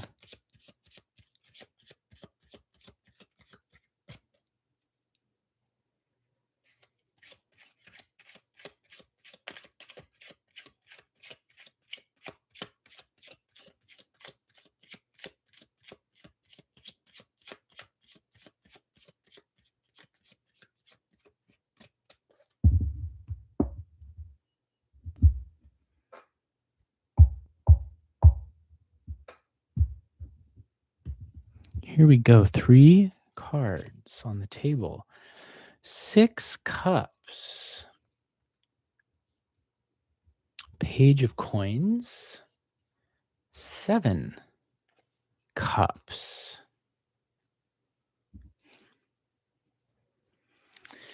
Okay. So notice is the page of coins. We could be talking about, in fact, it's more about learning something, unless there's some very pertinent financial concern that's in the context of your life right now. Uh, but when I read the Marseille Tarot and the playing cards, I associate the coins and cards with the nervous system and the mind, and with transactions or negotiations that we make with other people. And with pages, of course, they're very often students. Um, they're someone who's starting something new, that's beginning something, sitting down a path. In this case, a path um, that they find very valuable, right? But that they don't necessarily know what they're doing yet, right? About a coin turning into cup, right? And so with the page, I often think this coin gets neglected. Um, I think the page doesn't notice that it's down here because they're so focused on this other coin. And so I think there's something about going from six cups, adding something valuable, and then you get to your seventh cup. But what about this coin? Like maybe you could have gotten from six to eight had you noticed. And so that's a very roundabout way of sort of saying, I think the message is there may be something valuable that you're missing that's like right at your feet, right? There's something valuable and you think you've got it right in front of you, but it's actually there's more of it or there's another of it and it's down like it's not right in front of you, but it's right at your feet. So if it's close, right? So what is that thing? Well, you're surrounded by cups here. And so given your question, the first thing I think of is like your intuition. Um, with the six, we could think about the way that um, the six forms a kind of path, right? If you can imagine, there's two columns of three cups each. And so there's like a channel through which the water, we could say, or your emotions, your intuition, your insight is flowing. And that's great. Um, but then you focus on some valuable detail while maybe ignoring something else. And that is maybe creating a challenge for your intuition. And so, one way to think about this might be that in your sort of intellectual focus, you may be posing an obstacle to your intuitive focus. Does that make sense? That like the channel of your intuition is maybe getting um, a little blocked up through an overly analytical focus. Like as you're studying or learning about something, the intellectual activity might be blocking up the intuitive activity. And so that would be something to watch out for. That might be the thing you need to know is um, the analytical side of your mind or your being. You want to make sure that that doesn't block the intuitive side,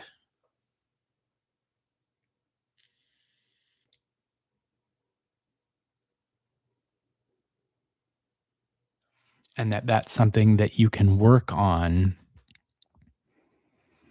Like that isn't to say don't be analytical or don't be intellectual, but just recognize that like as you are building up one part of your practice, we could say, um, don't let it detract too much from the other part of it.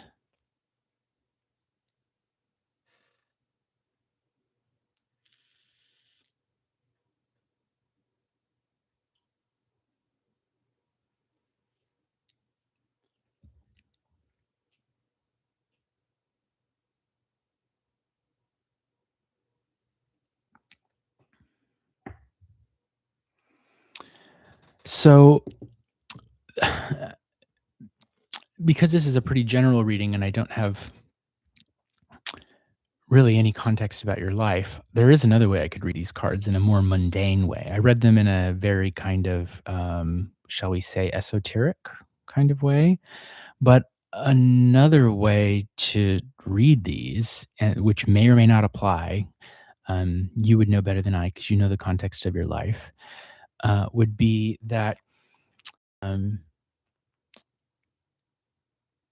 the path of pleasure you're on, right? So, like the things you're doing in your life that make you feel good, if you're spending too much money on them, money that you don't have, right? Because pages don't have a lot of money, right? That might make your heart uneasy. There might be some regret. That would be the mundane way, the more like ordinary way that I might read these cards, right? Is like if the page has got two coins and they're spending one on these beautiful six cups, they might find that their pleasure actually gets blocked. Because with sevens, I think of challenges, blockages. If you think of the way that the one card in the middle kind of stands out as a sort of an obstacle in between the rows of the other three. Whereas here we've got three and three with no obstacles, right? Everything flows nicely. But here we've got this one is sort of stuck out, stands out, is an odd element, right? Um, if we read in a mundane way, we could read the coins not as about your intellectual or analytical activity, but we could read it as actually money, right? And so, something to do with money and pleasure is creating a situation where your heart is challenged, your feelings are kind of uneasy about that. And so those are the two contexts I would read this in, um, unless I had a more specific context to apply it to. The mundane way about money and the finer things in life, the things we spend money on for pleasure. But then the second, more esoteric reading would be about um, intuition and your analytical mind and the way that those two might come into conflict with one another as you are learning.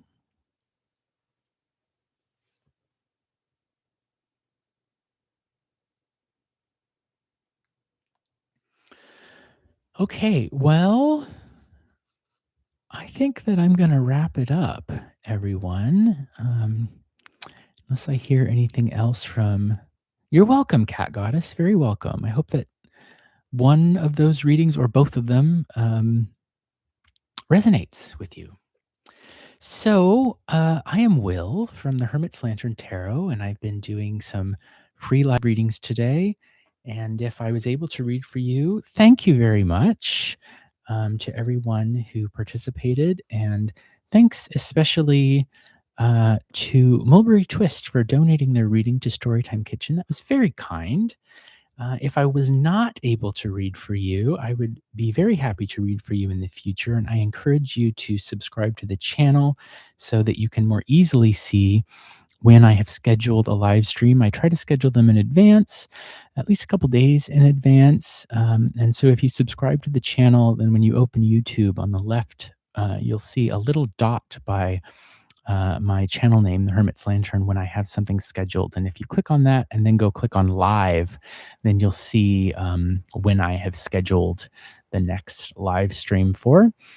And if you're interested in a paid private reading, I am available for those as well. Check out the Linktree link in the video description for more information. I offer one-on-one video conferencing readings as well as pre-recorded audio readings. And I'd be happy to do one of those for any of you folks as well. All right, I think that's gonna be it for today. I'm out of tea, and I've done 10 readings, and I'm very happy with that. So thanks to everybody. Please take care of yourselves. Be well. Be kind to each other, and I will see you guys next time. Have a great weekend, everyone. Bye.